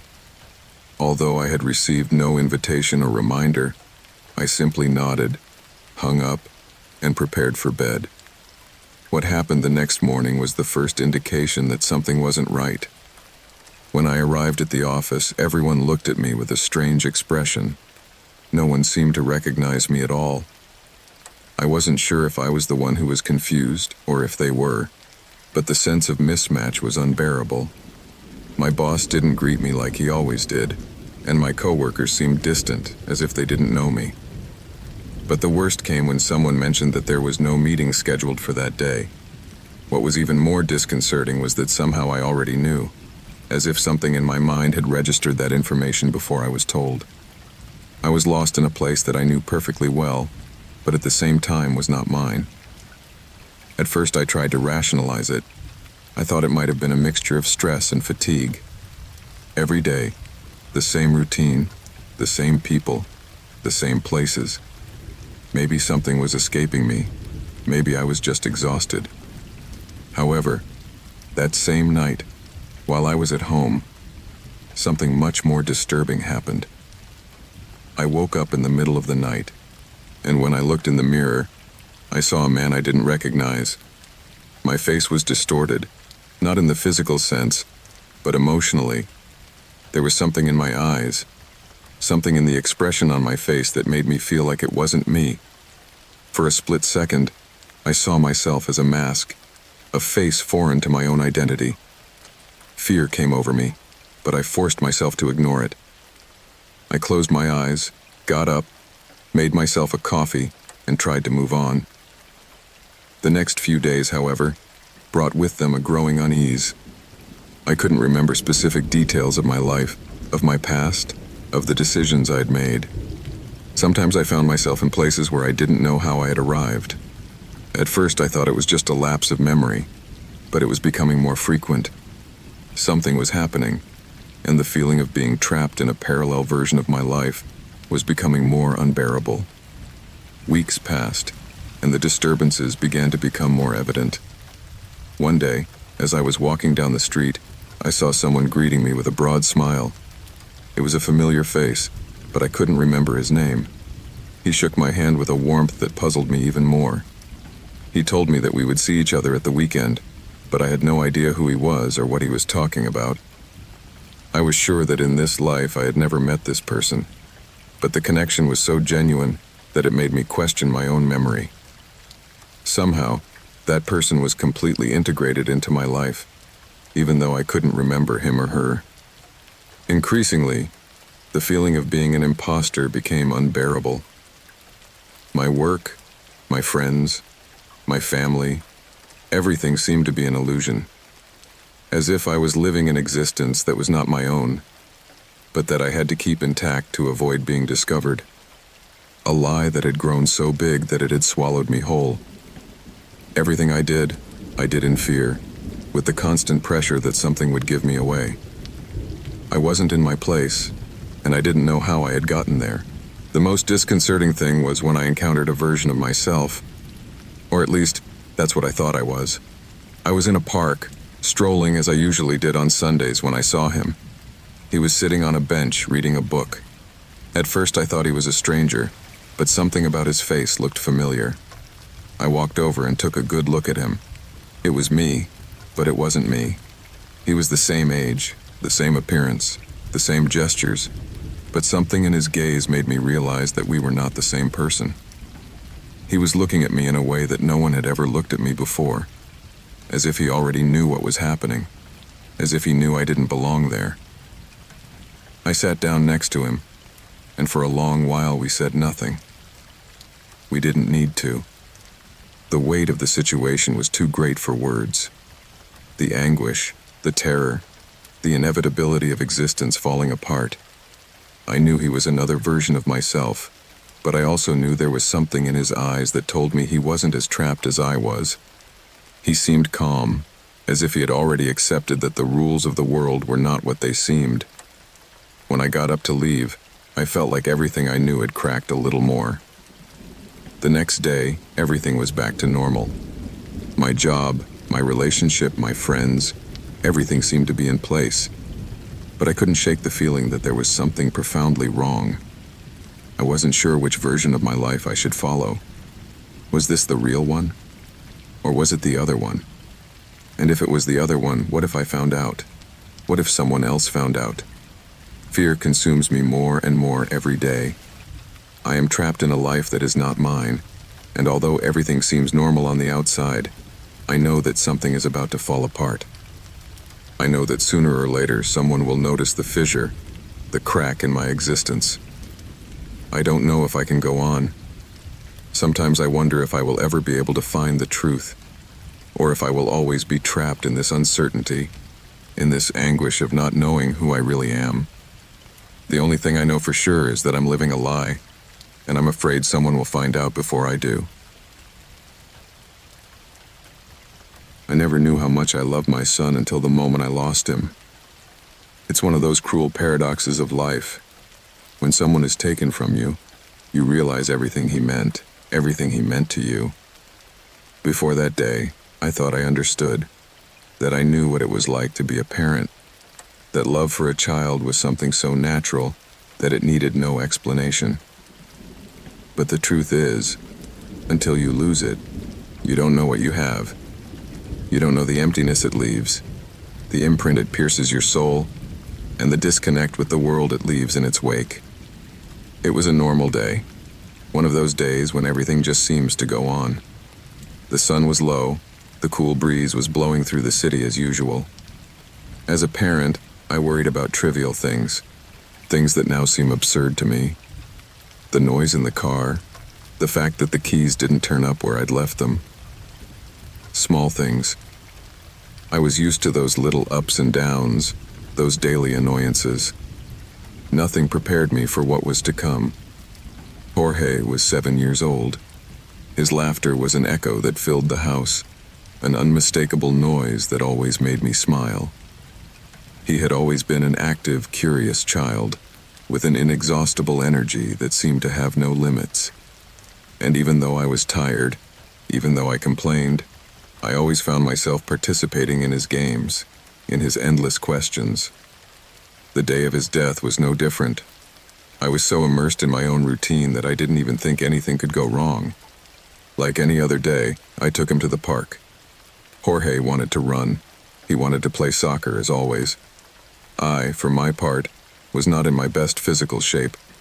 Work, stress, and life in general had left me exhausted. But I did it anyway. He was running around the lawn, jumping with that energy that kids have when they think the world is theirs, that everything belongs to them. I, on the other hand, watched from a bench, my mind wandering between daily chores, paying bills, the meeting I would have the next day. And then it happened. I don't know how it happened. I remember it as a broken fragment, like a nightmare in which every image is blurry and painful. Jorge ran after the ball, and then it was simply gone. There was no screaming, no sign. A couple of seconds and the smile on his face vanished as if it had never existed. I jerked up, looking in all directions, searching for something. Someone to tell me it was a misunderstanding, that everything was fine. And yet it wasn't. Jorge's body lay on the ground, motionless, surrounded by people running towards him, but it was too late. The rest is a dark void, a space in which the hours melted away. The doctors could do nothing. No one could do anything. The explanation was cold, scientific. An accident, a blow to the head. A small child does not have the stamina to withstand it. Jorge's body, so fragile, could not survive. There were no screams or tears, only silence. A deafening silence that went deep into my bones and soul. It was such a brutal blow that it left me breathless. I lost control of my body, of my mind. I did not understand what was happening. The days after his death were a thick fog, a sea of confusion in which emotions were mixed. Anger, grief, helplessness, and worst of all, the emptiness. The absence of his laughter, of his presence, of his overflowing energy. I was trapped in the memory of her death, unable to move forward, unable to stop. The pain did not go away. It never went away. And worst of all, I learned that pain is not something that goes away. It's something that creeps up on you, something that haunts you and marks you, that changes you in a way you can't control. At first, I didn't know how to live with it. For weeks, months even, I was in a constant state of anguish. The hours seemed endless, the days merged together. People around me tried to console me, to tell me that in time everything would get better. But I didn't want to listen. I didn't want time to pass. Time only served to remind me of what I had lost, to make me aware that nothing would ever be the same again. Jorge's death changed me. but not in the way people thought. It did not make me stronger. It did not give me a new perspective on life. It made me darker. It made me see the fragility of everything, the brutality of fate, and it dragged me into a spiral that I couldn't stop. At first, I tried to hold on to what I knew. I went back to my work, to the same routines, but everything was distorted. Nothing made sense. Everything that had been important before, everything I had considered relevant, now seemed to me a grotesque irrelevance. The days stretched on, and I shuffled through them, like a specter, finding no purpose or reason. The people around me continued to live as if nothing had changed, but I felt that the world was no longer the same. I couldn't stop thinking about what I had lost, how life went on without anyone seeming to notice the emptiness that consumed me. Pain and anger became constant companions. Anger was what scared me the most. I began to see life through a distorted lens, as if everything around me was permeated with injustice. People laughed, they lived, but I felt they didn't deserve to. How could they move on so easily? How could they go on without thinking about what had happened, without seeing the suffering I carried inside? I had no answers, only a corrosive hatred that dragged me deeper and deeper. Worst of all, I couldn't talk about it. No one understood. No one could understand what I was feeling, what was destroying me inside. My wife, for example, although she saw me broken, never shared that pain with me in the same way. Her way of dealing with the loss was different. She took refuge in silence, in waiting. She thought that time would heal, that eventually everything would work out. But I knew better. Time heals nothing. Time simply forces you to go on living, but the pain is still there, buried deep inside. The change was gradual, as if an invisible layer of despair had settled over me, taking root inside me. People began to walk away, not for lack of compassion, but because they didn't know how to handle what was happening to them. My family, my friends, even my wife, all tried to help me, but I had become a shadow, someone who no longer belonged in their world. In their attempt to comfort me, they pushed me further away. In time, I realized that I was no longer the same man. The loss had transformed me into someone I didn't recognize. There was a hardness in my eyes, an empty look that followed me everywhere. The man I once was gone, and with him, any glimmer of hope. Years passed, and I learned to live with the pain, though I never stopped wondering if it would ever stop consuming me. I lost my job, my marriage slowly dissolved, and the darkness continued to expand inside me. But what scared me the most was that there were moments when I forgot how I got there. In those moments, the pain seemed to be non-existent, and all that remained was a kind of apathetic emptiness, a total disconnection with reality. In the end, all I had left was the memory of Jorge, a memory that hurt me more than anything else. His laughter, his energy, his joie de vivre, all that was gone. But something inside me knew that despite everything, his memory would never disappear. Because although the pain would never heal, there would always be a part of me that would carry it. A part that, no matter how much I wanted to, I could not leave behind. Jorge's death did not change me for the better. It didn't make me stronger. It made me more broken. It taught me that pain is a shadow that never goes away, and that there are scars that don't heal, they just go away. I never knew that a single mistake could change everything. A moment of weakness, a decision made without thinking, and suddenly, life places you in an abyss you can't get out of. It stares you in the eye, waiting for you to pay the price. The problem is that you can't calculate the price at that instant. You don't know how expensive it will be, or how it will affect everything you know. I made a mistake. And it wasn't a trivial mistake, like forgetting a commitment or making the wrong decision on a job. No. My mistake was much bigger, much darker, and the burden of living with it, with the consequences, has become a daily nightmare. Sometimes I wonder if I will ever be able to free myself from the guilt that consumes me. But I know I won't. that the only way out is suffering, because it's the only thing I have left, and it is something I cannot deny. It all started more than 2 years ago, when life seemed to be so simple. I had a family, a wife who loved me, a little son who smiled at me with that innocence that only children have.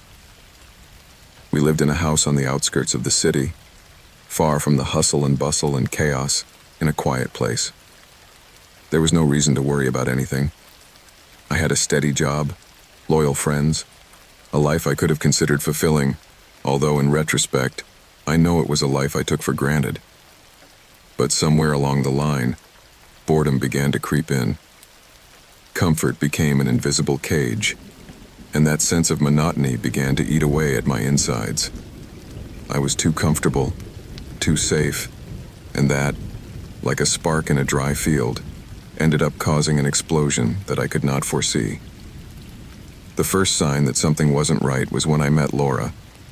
She was nothing special at first. She was a woman who worked in a nearby office, someone I crossed paths with from time to time. At first, it was just a casual conversation, an exchange of words about what we had done during the day, some anecdote. As the weeks went by, however, something changed. Something in the way he looked at me, in the furtive smiles, in the conversations that moved from the superficial to the more personal. Something inside me began to respond to that attention, to that connection I thought didn't exist. Laura was not like my wife, she never was. She was different. She had a more vibrant, more intense way of being. Whereas my wife had become a little predictable, a little dulled by the responsibilities of everyday life, Laura was the opposite. She was full of life, full of energy, and in her presence, I felt like I was awake again, like the fog of routine disappeared for a moment. I resisted, of course. At first, I tried not to think of her that way. I knew I shouldn't, but I couldn't help it. After all, I was married. I had a family that depended on me. However, time passed and the opportunities to be close to her increased. A lunch here, a call there, a casual text. All those little moments kept piling up, like stones slowly falling into a pit until I could no longer ignore it. It was on a rainy afternoon when I made the mistake. We were in his apartment. At first, we were just chatting as usual, but something in the air changed. The conversation drifted, and before I knew it, I was hugging her. It was one kiss, then another, until there was no turning back. For those seconds, I felt as if the world had stopped, as if what I was doing had no consequences, as if only that moment, that feeling of escape, mattered. I didn't think about my wife. I didn't think about my son. I didn't think about anything except what I felt in that instant. The rest of that night is fuzzy. I remember leaving the next day, in a hurry, with a mixture of elation and guilt. I thought I could put it behind me, that it would remain an isolated mistake, like a small sin that didn't deserve any more attention. But it didn't. The next day, when I got home, I felt my wife's gaze. I said nothing, but her silence haunted me. I knew something was wrong. I knew something had changed, but I couldn't acknowledge it. At first, I convinced myself that I could go on with my life as if nothing had happened. But the weight of my guilt began to accumulate, and with it, a constant fear. What if she found out? What if someone knew?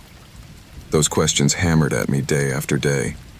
But the worst was not the fear of being found out, but what I began to see in my wife's eyes. Although she didn't know what she had done, she sensed something. The air between us became tense, charged, as if words could not fill the empty space between us. A month later, Laura called me. She told me she was pregnant. My world stopped in that instant. The echoes of her voice, of those words, echoed in my head. It wasn't just the fact of what I had done, but the magnitude of the situation. I had triggered something I could not undo, something I could not ignore. What would I do now? What would I do with my wife, with my son, with Laura and her baby? What would I do with my life? At first, I tried to avoid reality. I didn't want to accept what was happening. I thought I could continue as if nothing had changed, that I could find a solution without really facing the consequences of my mistake. But life has a way of reminding you of your failures, and the more I tried to hide what I had done, the greater the pressure became. Eventually, my wife found out. I don't remember exactly how it happened, but it did. Maybe it was a phone call that stopped ringing at the wrong time, or maybe it was some message that fell into her hands. What matters is that, in the end, the truth came out. The look on my wife's face when she found out, that mixture of pain, anger, and disappointment, is something I can't forget. She looked at me as if I wasn't the same man she had shared her life with, and in a sense, I was not. From that moment on, everything changed. She left me. My son stopped calling me Dad. My friends began to look at me with a mixture of contempt and sadness, as if my mistake had affected them too. It was a total breakdown. I lost my family, my home, and everything I had held dear.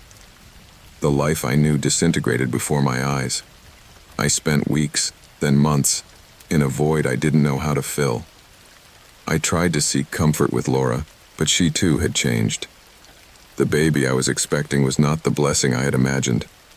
I felt trapped in a world that wasn't mine, in an existence I hadn't chosen. I didn't know what to do. I didn't know how to start over. Eventually, I realized there was no turning back. The damage was done. The broken pieces could not be put back together. I tried to ask for forgiveness. I tried to make things right, but everything was gone. My family, my dignity, my inner peace, everything vanished as if it had never existed. And now, all I'm left with is this emptiness. The guilt that eats me up inside. The burden that I can't bear, but that I have to carry every day. Sometimes I wonder if I'll ever find a way to redeem myself, if I'll ever be able to live with what I've done without it consuming me. But deep down, I know that the mistake I made is something that will be with me forever, that there will be no forgetting, that there will be no forgiveness.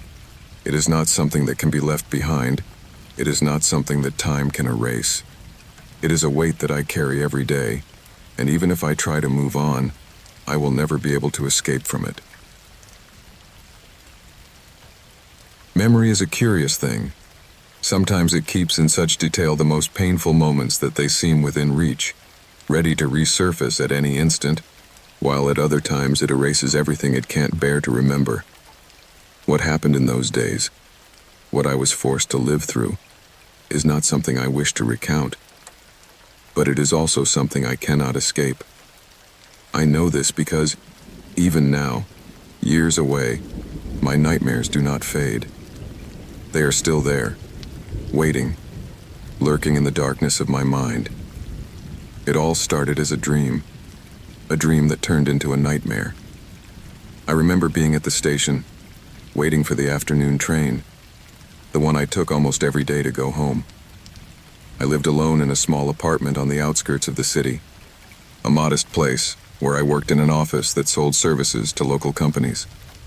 Nothing stood out in my life, neither for better nor for worse. At that moment, I felt that the future was indifferent to me, that nothing could alter it, that I was stuck in a routine, but it was a routine that at least kept me busy. That afternoon, I was somewhat tired.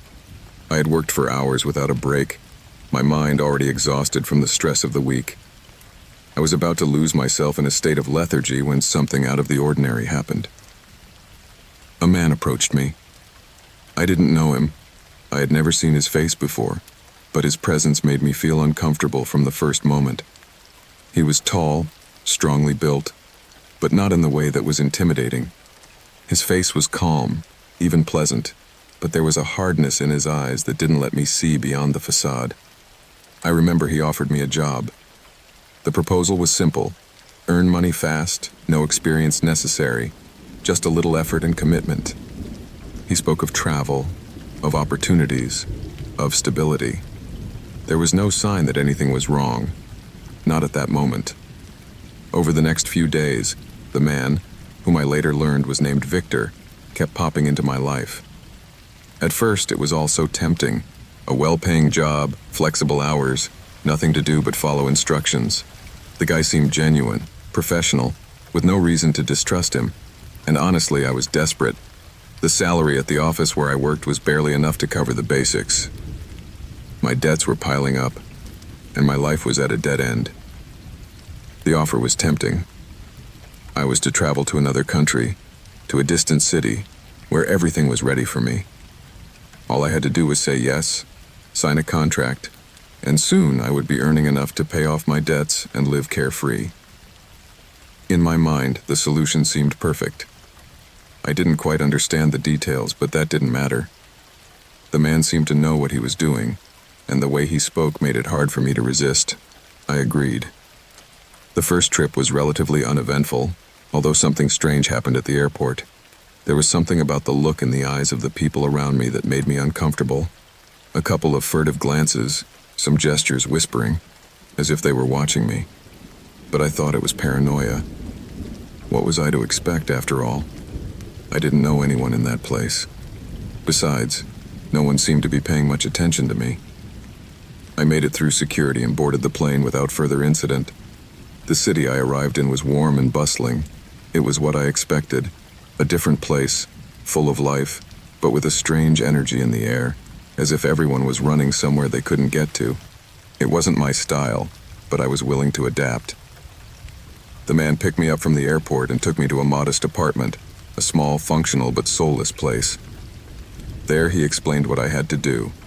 Some paperwork, get a permit to work, and then the work would begin in earnest.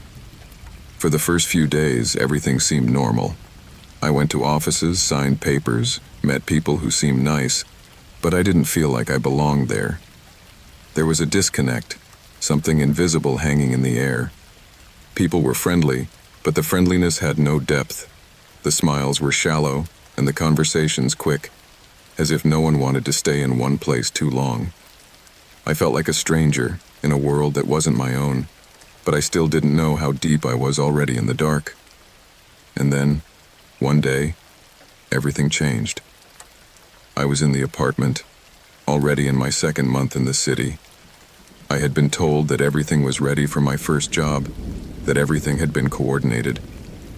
At first, I thought it would just be some kind of assistance, something simple. But when the phone rang that afternoon, my life began to fall apart. I received the instructions calmly, although there was something in Victor's voice, something in his tone, that made me feel uneasy. He told me I was to wait in a building. "They'll be there soon," he told me. That was all. There were no more details. I just hoped things would go well. I got to the right place, and at first I didn't understand what was going on. It wasn't the kind of place where I expected to find work.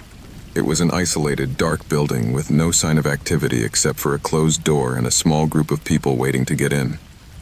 I thought it was strange, but I didn't dare question it. However, when I entered, things changed. Inside, everything was very different. There were no offices or employees. The light was dim and the air was thick, as if something heavy permeated everything. The man who greeted me was not someone I knew. His face was covered by a mask of indifference, and his movements were quick, efficient. He had me follow him down a long hallway, into an empty room. There, he told me he hoped I was prepared for what was coming. "This is just the beginning," he said without looking at me. I felt as if I had fallen into a place I shouldn't have. My stomach shrank, but the fear had not yet fully arrived. The fear came when I understood what kind of work I was really going to be doing. Within hours, I was no longer in an office building or somewhere I could recognize. I was in a windowless room with cold, dirty walls. I didn't understand anything that was going on until I realized that I wasn't the only one there. There were other men, others like me, who had fallen into the trap of the easy promise. Some were quiet, others seemed resigned. All were waiting, though they didn't know exactly what. The next moment is a blur in my memory. I remember the feeling of panic. I remember the voices around me, the hands pushing me, the orders given without any respect. I had come too far to turn back. My life, my freedom, my humanity, everything was taken from me. In the time I was there, the hours blurred. I didn't know how much time had passed or how I had gotten to that place. All I knew was that I was no longer a free person. My body no longer belonged to me, and my thoughts were drowned in fear and despair. There was no escape. Every day the silence grew heavier. The people around me no longer spoke, no longer reacted. We were trapped, all of us, waiting for someone to come to our rescue one day, or perhaps to condemn us even more. Finally, it was Victor himself who came to pick me up. With him came the papers, the signatures, the end of a cycle I could never get out of. Everything closed in silence, as if it had never existed. The man I once was left behind, and with him my life vanished. What I experienced at that time, I cannot describe in its entirety, because the terror is not only in the physical, but in the destruction of the soul. In every empty look, in every dream that will never be the same again. Now I live with the memory. The only thing I have left is this silence, a silence so heavy that it crushes me, that reminds me every day of what I lost. But I also know that, somehow, the mistake was mine. The mistake of not having seen what I had in front of me, of not having listened to that small voice that screamed that something was not right. The man I was before that trip no longer exists. Only this echo remains, and the fear that I may never be able to forget what happened. People always talk about how one bad day can change everything, but you don't realize how true it is until it happens to you. My life wasn't perfect, but it was fine. I was at a point where I no longer had big dreams or illusions, but at least things weren't chaotic. I lived in a modest apartment, with a steady job, some savings in the bank, and a routine that didn't bother me. Like so many others, I thought that was enough. It was an uneventful life, without extreme emotions. But at least it gave me peace. Or so I thought. Everything changed the day I met Javier. I met him by chance, like so many other people, at a professional event that I attended out of obligation. It was not a conference I was particularly interested in, but my boss had asked me to go, and I could not refuse. I was tired. I didn't feel like socializing, but somehow I got caught up in a conversation with a guy who, at first, seemed to me to be just another face in the sea of people attending the talk. Javier didn't stand out for anything in particular, at first glance. He was a middle-aged man with an easy smile and a neat appearance. He was impeccably dressed, but not with the ostentation we normally associate with people who want to impress. No, Javier was the kind of person who, although he didn't give you the impression that he was rich, seemed to have understood how to make others think he was. We talked trivially for a few minutes about business, economics, projects. So far, nothing out of the ordinary. But then something changed. As the conversation progressed, Javier started talking about an investment opportunity. He said he knew a couple of entrepreneurs with vision who were developing a cutting-edge project that, according to him, was going to bear great fruit in the coming months. He told me about impressive numbers, exponential growth, and the possibility of making a lot of money in a short time. He sold me the idea so convincingly, with such confidence in his tone and gestures, that by the time I finished listening, I felt that what he was offering me was not only legitimate, but almost a unique opportunity. Worst of all, it didn't seem strange to me that he was the one offering it to me. Javier was no stranger. He was confident enough to show me the potential of his project. He offered me the possibility of entering with an amount that, at the time, did not seem so high to me. He told me that I would only have to make a small transfer, and that in less than a month I would start seeing results. What blinded me was not the promise of easy money. In reality, I was not an impulsive or greedy person. What attracted me was the confidence with which he spoke, the way he presented himself as someone who understood the game. Sometimes people don't need to present themselves as powerful to appear powerful. They just need to project that sense of certainty, that they are in control of everything. That's what Javier did. He didn't have to convince me with empty words or cheap tricks. He knew how to talk to someone like me, someone who simply wanted to improve his situation without having to risk everything. After that first talk, it took me a few days to make a decision. I thought about the offer, but every time I thought about how much I could make, how quickly I could make it, it seemed like there was no way I could lose. I decided to do it. I called him, wired him the money, and for a while, everything seemed to go well. I received emails with updates on the progress of the project. I saw in his words the enthusiasm of someone who was convinced that the investment would pay off. A few weeks passed, and my doubts began to dissipate. I began to feel that I had really done the right thing. Until one day it just stopped. It was on a Friday afternoon when I was in my office reviewing some reports that I saw an email that seemed different from the others. It was brief, but it said that the project had had unforeseen complications and that earnings would be delayed. I didn't think much of it at the time, but something in my gut told me it wasn't as simple as I was being told. In the days that followed, communication became more sparse. Emails were delayed, calls were never answered. What once seemed like a smooth process began to turn into a fog of excuses. I began to ask more, to insist, but each time I was met with vague and evasive answers. Javier was still friendly, but his answers began to sound more forced. And then one day, he disappeared completely. Weeks passed. The emails stopped coming. Calls vanished into thin air. When I finally managed to get in touch with someone claiming to be part of the investment team, I was told they didn't know anything about Javier. They assured me that my money was safe, that the project was still on track, but I found it hard to believe them. Something didn't add up. Something told me that all this was nothing more than a well-fabricated lie. One day, I decided to go directly to the office they had given me in their mailings. When I arrived, I discovered that the address did not exist. There was no business registered at that location, and the people in the neighborhood knew nothing about a business being there. It was blank. There was no logical explanation that could give me comfort. Everything I had held to be true, everything I had believed so firmly, crumbled before my eyes. My head could not process what had happened. The amount of money I had lost was far more than I had been willing to risk. My life, my stability, everything I had built, was now slowly disintegrating. But the worst thing wasn't the loss of money. The worst part was that I had been duped in such a subtle, professional way that I didn't even realize it until it was too late. The shame consumed me, and the worst part was knowing that there was nothing I could do to get back what I had lost. I tried to search for answers. I hired lawyers, I researched the company, but there was no trace of them. There was no way to trace Javier or anyone related to the project.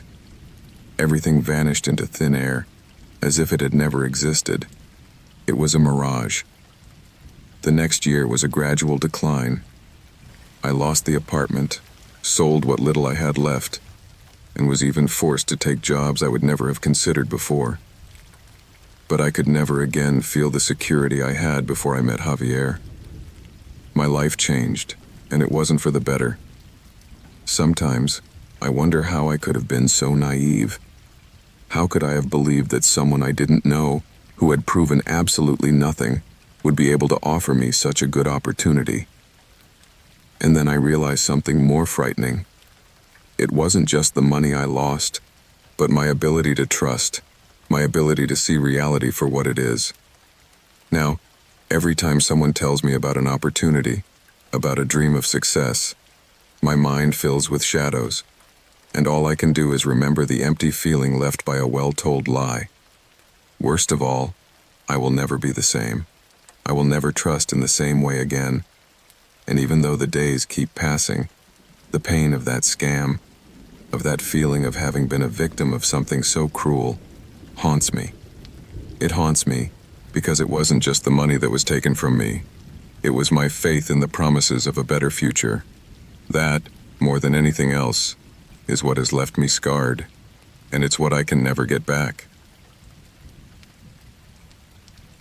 Life on the internet is a dangerous game, an infinite network where we all feel protected by anonymity. No one knows who you really are, who is watching you, or what is on the other side of the screen. At first, the idea of connecting to the vast digital ocean seemed exciting to me. Since I started spending more time online, I felt free, like I was part of a hidden world, one that only a few could access. But what happened to me, what I experienced in those days, made me realize how fragile that sense of security is. I learned that, just like in real life, on the internet there are also dark corners where rules do not exist and where people are capable of doing unimaginable things. It all started with a simple search. I was sitting at my desk, like so many other nights, browsing social networks and looking for some entertainment. I had grown tired of the usual news, videos, and posts. I wanted something different. That's when I found the link. It was an enigmatic website, with an old design that didn't seem to have much relation to what I was used to seeing. The page was completely blank, except for a single text at the top that read, "Explore what lies beyond." At first, I didn't think much of it. I thought it might be some kind of joke, or perhaps a strange site that had no real value. However, something in me, a kind of irrepressible urge, pushed me to keep exploring. I clicked on the link, and the page changed. Now there was some text, but not much. Just a few words that looked like an invitation to see what others can't see. I didn't know exactly what that meant, but curiosity got the better of me. I thought maybe I was entering something from the dark web, though I wasn't sure what that implied. My mind got carried away with excitement. What happened next, I can't describe accurately, because my memory is distorted by fear. What I do know is that, from that moment on, everything became unsettling. The page began to change with each click, as if it had a life of its own. The images became strangely distorted, the colors became saturated, and the words blended together, creating a visual chaos that I found disturbing. I couldn't turn back.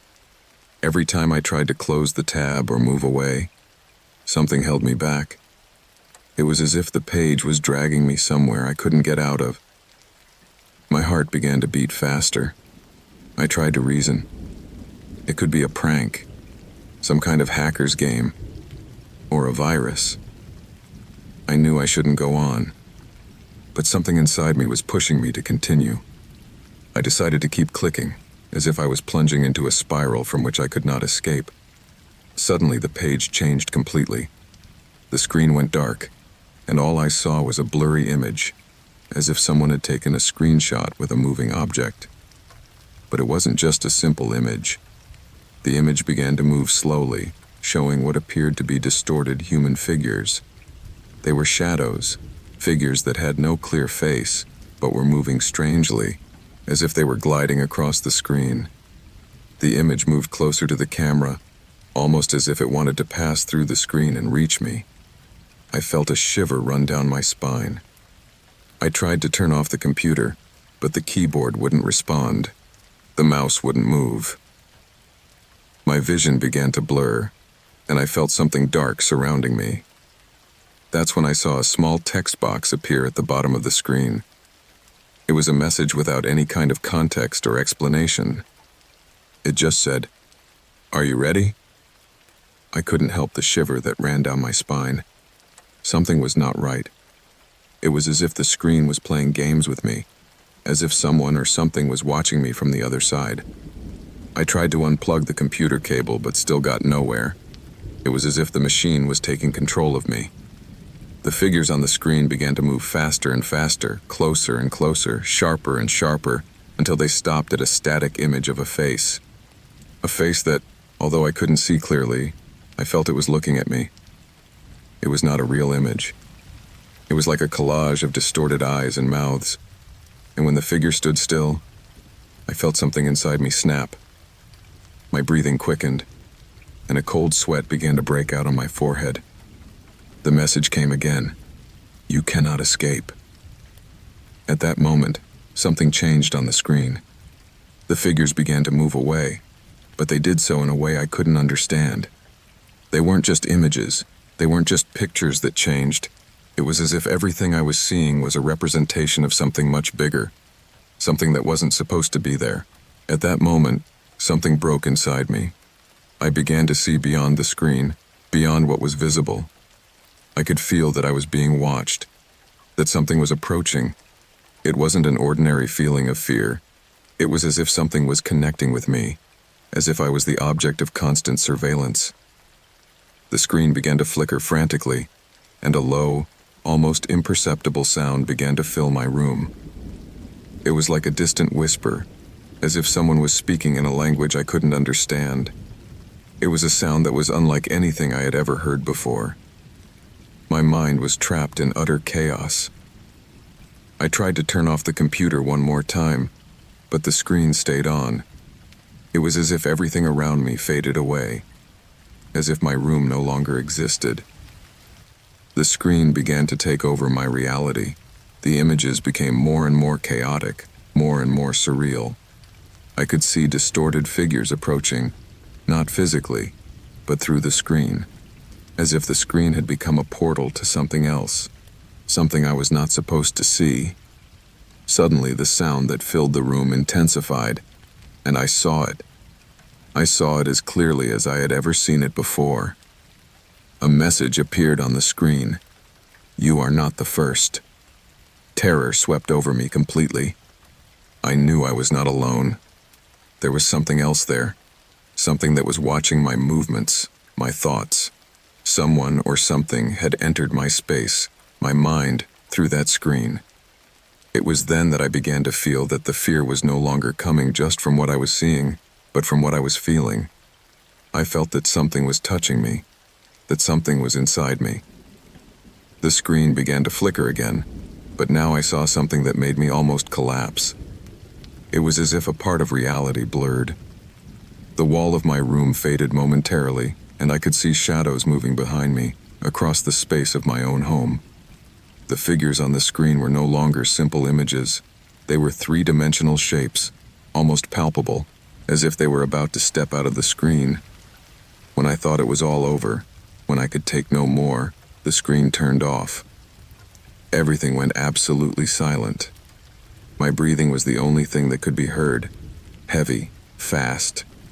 I tried to move, but my body did not respond.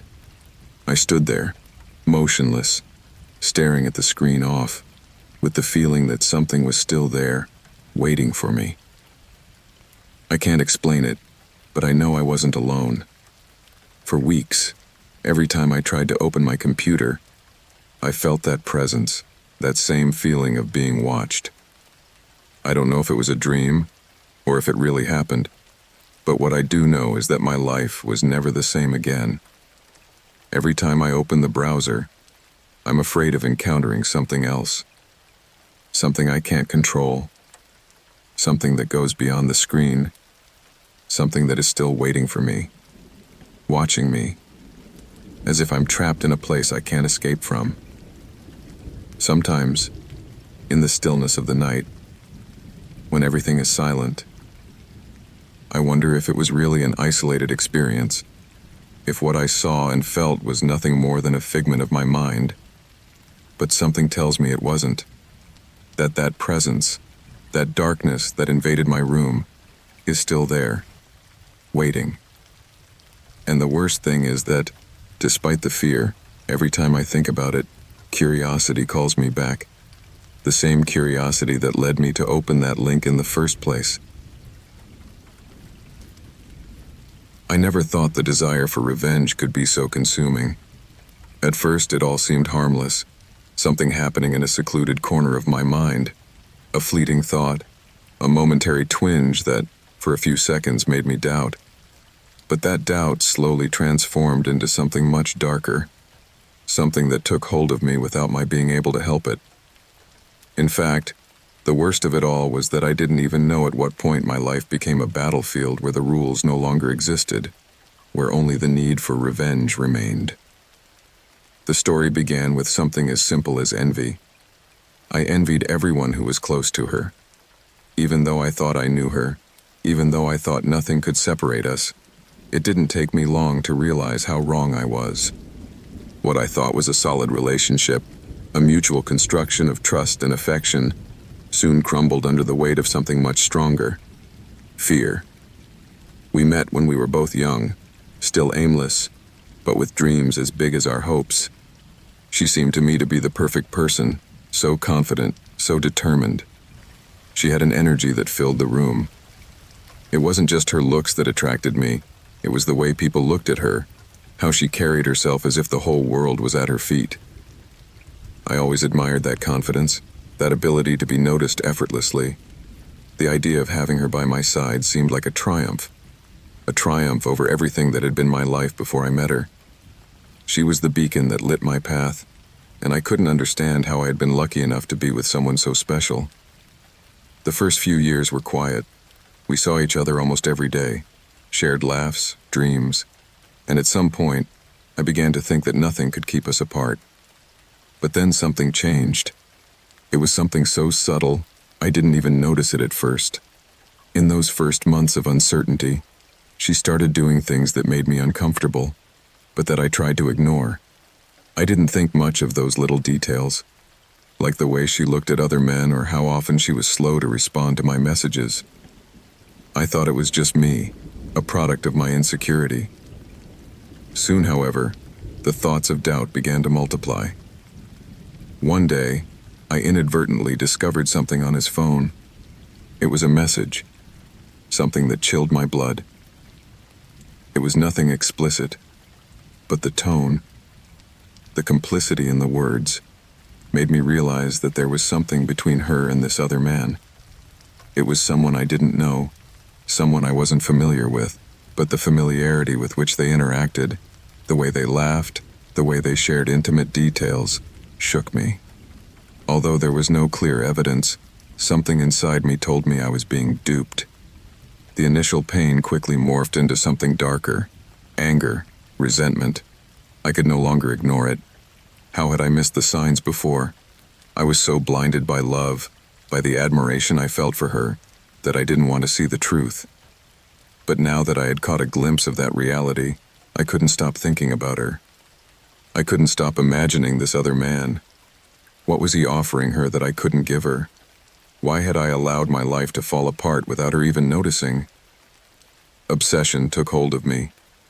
Every time I thought about what I had found, my mind began to construct a narrative, a world of images where she and he were together, sharing moments that belonged to me. I couldn't stop thinking about how she behaved differently when she talked to him, how the smile she gave him was brighter, more genuine than the one she gave me. Every time I saw her, doubt gnawed at me. Every word, every gesture became suspicious.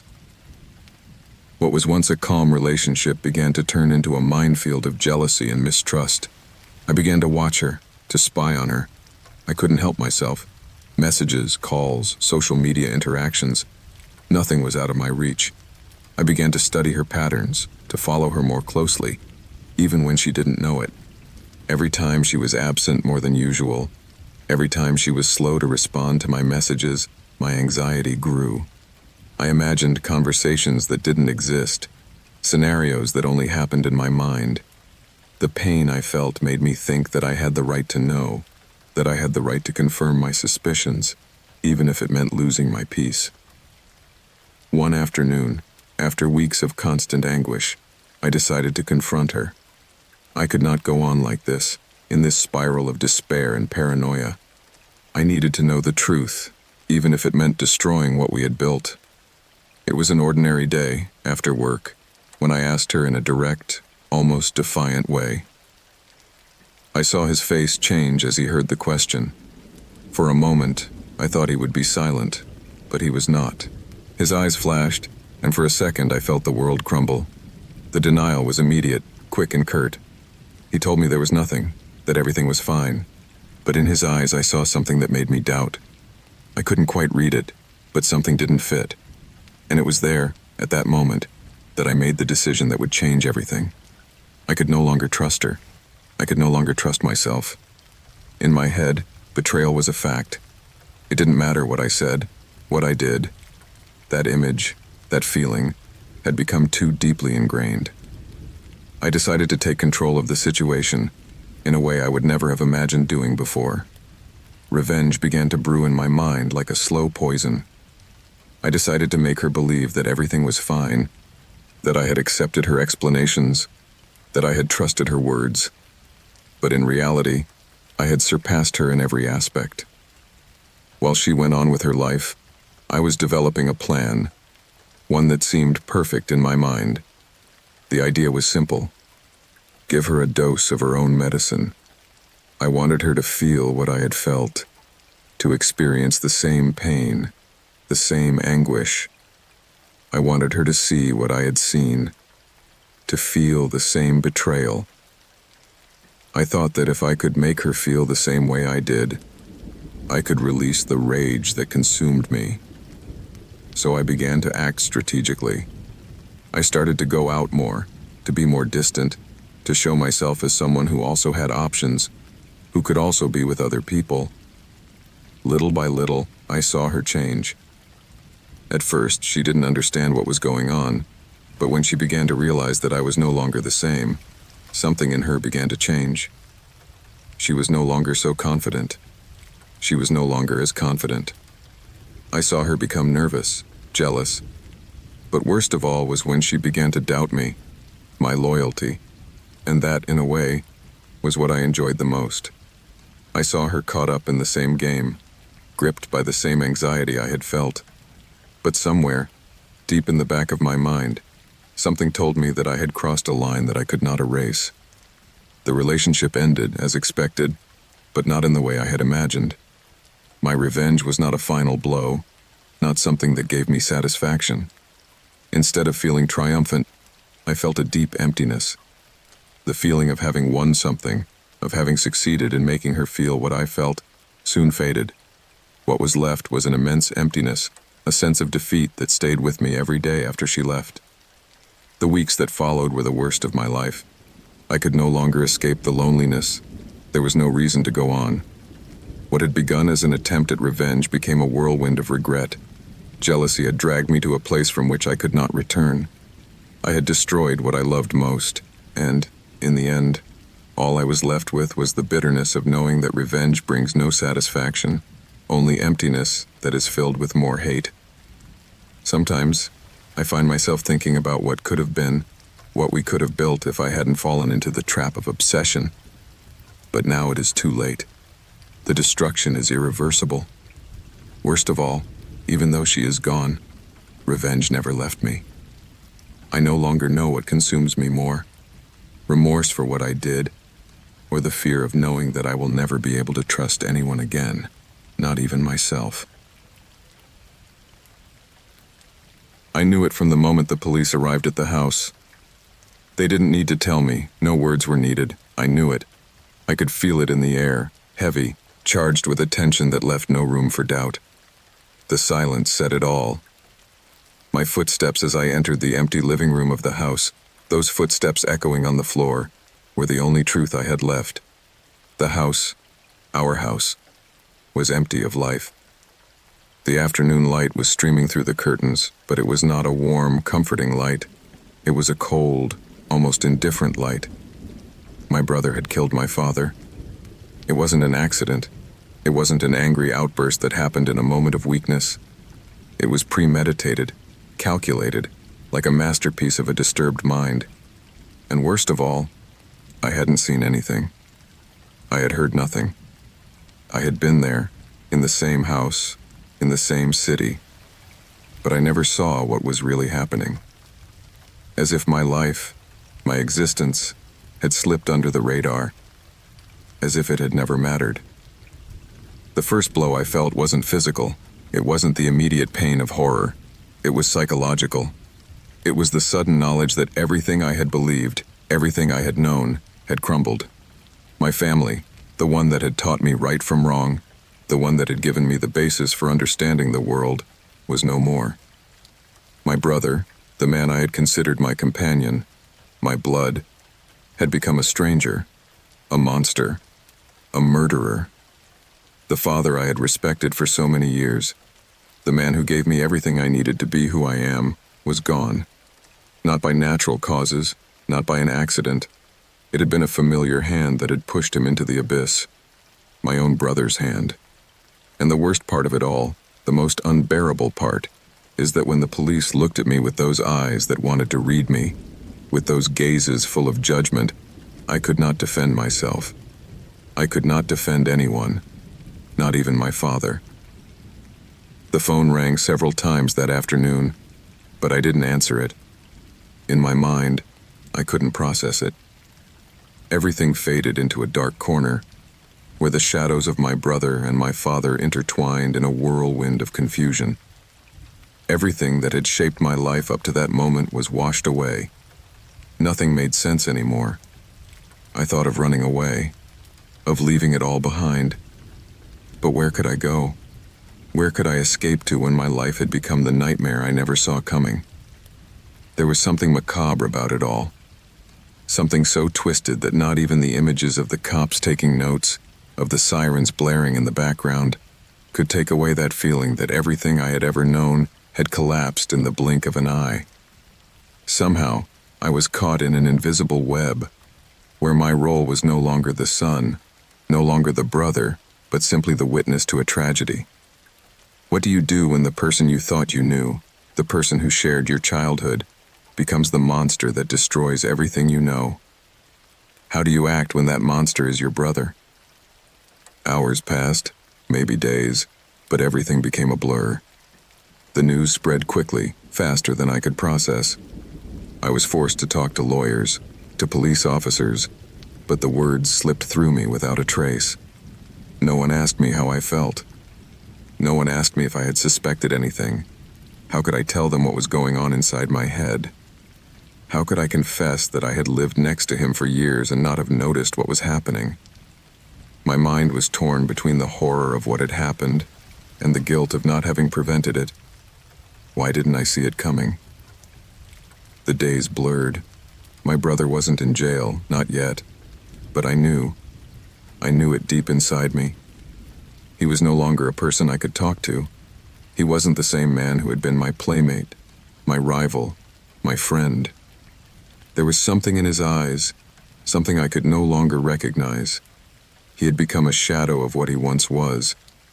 And the worst thing was that, for some reason, I had helped him get there too. I remembered our childhood, those years that seemed so far away now, as if they had belonged to another life. I remember how, despite our differences, we always protected each other. My brother had a strained relationship with my father, but I never imagined it to be so deep. It was always implicit, as if the resentment had built up slowly, until one day it exploded. But no, I didn't see it. My brother was already lost long before that fateful day. The road to that crime, to that fatality, began much earlier than everyone thought. I was just a bystander, a passive witness who did nothing. I watched as my brother distanced himself from all of us, as conversations with him became tense, fraught with palpable anxiety. I knew something wasn't right, but I never wanted to confront it. Fear made me blind. I got used to thinking it was just a phase, that it was a passing thing. I didn't want to believe that my brother could be capable of something so horrible. I didn't want to believe that everything that had been our family could fall apart so easily. But the day came, and what happened was more frightening than I could have imagined. That afternoon, my brother was at home, as usual. My father was in his favorite chair, reading the newspaper, as he usually did. I was at the other end of the house, not paying much attention to what was going on. I knew that my brother had isolated himself, that his attitudes had become erratic, but I never thought he was capable of taking the final step. I can't say for sure what happened. I can't give details of that afternoon. But what I do know is that my brother approached my father, and the conversation they had quickly veered into something darker. I remember how the voices rose, how my father began yelling at him, berating him for things I never fully understood. My brother's anger was palpable. At some point, something snapped inside him. The noise, the thud, I heard it, but I didn't understand it. I didn't understand the magnitude of what was happening until I saw my father, slumped on the ground. His face no longer had that expression of anger, but something much worse. The resignation of knowing that violence had won. And my brother, my own brother, was beside him, his hands stained with blood, his eyes empty. I saw everything, but I didn't know what to do. I saw how he turned away, how he walked away from me, as if nothing had happened. as if he wasn't there. I couldn't breathe. I couldn't think. Fear, terror, disgust came over me, but the worst was the indifference I felt. It was as if it was all a bad dream, something that couldn't be happening, but it was happening, and I was trapped. The police arrived minutes later. My brother had already fled, but I didn't have the strength to run after him. I couldn't. My father lay on the ground, lifeless, and I couldn't understand what had happened. I couldn't understand that my brother, my blood, had been able to do something so terrible. From that moment on, everything changed. The trial, the depositions, the news reports, everything was a whirlwind that wouldn't let me escape. My life became a series of unanswered questions. Why?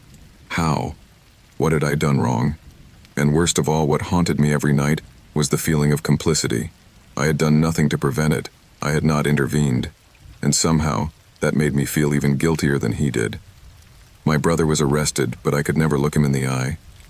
I couldn't. I couldn't forgive him. I couldn't stop seeing the image of my father dead, lying on the ground, and my brother's face, empty, cold. There was something irremediable in all this, something I could not change. The tragedy that had occurred was already irreversible. And though the years passed, though I tried to move on, that image, that guilt, never left me. The wound was still open, and I didn't know if it would ever heal. All that remained was a distant echo, a dull murmur in my mind, the echo of a crime I could never forget.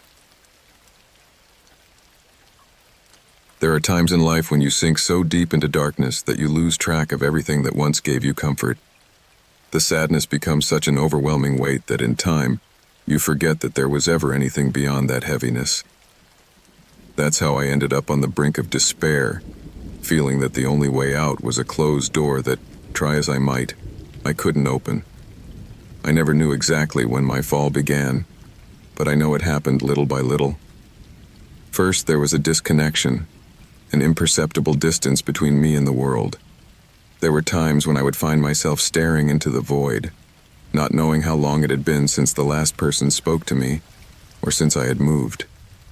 The days slipped by in a tangle of empty hours, without color or form. In the evenings, loneliness embraced me so tightly that I couldn't even breathe. At first, I thought it was just a phase, a passing blip, but in the end, I realized there was no turning back. The little joys that used to exist in my life faded away, as if they had never been real. The laughter, the small talk, the hugs I once thought I depended on, all evaporated. I began to feel like there was no place for me in a world that kept spinning without stopping, while I stayed in the same spot, tethered to a pain that never dissipated. The voices around me became distant, as if heard through a thick wall that separated my mind from the rest of the universe. Every step I took was heavier, and my thoughts, darker. Depression took hold of me, and I became a spectator of my own life, unable to change the course of anything. The people around me didn't understand. They saw a facade, a person who functioned like everyone else, but who, inside, was no longer capable of sustaining anything. Attempts to talk to someone only produced discomfort, or worse, false promises that everything would get better, or that it was just a phase. No one could understand that the darkness was not something you choose, but something that consumes you with nothing you can do. No one could see the cracks or hear the echo of my inner scream. I was trapped in a prison that had no form, but crushed me all the same. Then one day, after a long time of letting the pain build up, I made the decision. It was not impulsive, nor sudden. It was the result of weeks, months even, of reflection. I no longer wanted to go on. I had nothing left. There was nothing left to save, nothing worth going on for. No one was going to notice.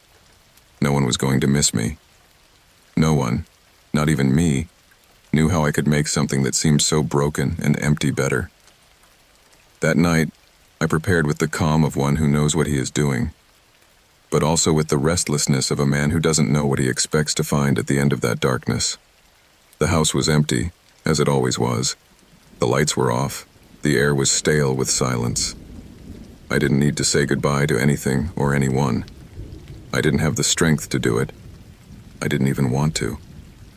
Everything around me had become a kind of distant echo, something that no longer belonged to me. The process was so mechanical that I barely remember it. I placed my hands on the cold edge of the table, as if my actions were something that only my body could execute, but my mind was no longer there. I searched for what I needed with a precision that surprised me. The room, now dark and opaque, seemed not to judge me. There was nothing in it that could make me feel any more alone than I already did. It was a strange feeling, a mix between an overwhelming calm and the anguish of knowing there was no turning back.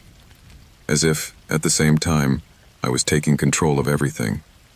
But it was a control that was dragging me into something I didn't fully understand. I didn't feel brave or even at peace. I just felt the weight of a decision made, of a future that, in my mind, no longer made sense. It was then that something changed. It was not a sound, not an image, but there was a change. Something inside me, perhaps a small spark of consciousness, made me stop. It was a fleeting, almost imperceptible thought that faded as quickly as it came. But in that moment, it made me look around with a new perspective. I looked at the empty walls, the darkness around me, the clock on the table marking the passage of time with excruciating slowness. But most importantly, I saw something I hadn't noticed before. A reflection in the mirror on the wall. It was not my face I saw. It was the image of a lost man, one who had forgotten what he looked like, one who had ceased to exist as a person long before that instant.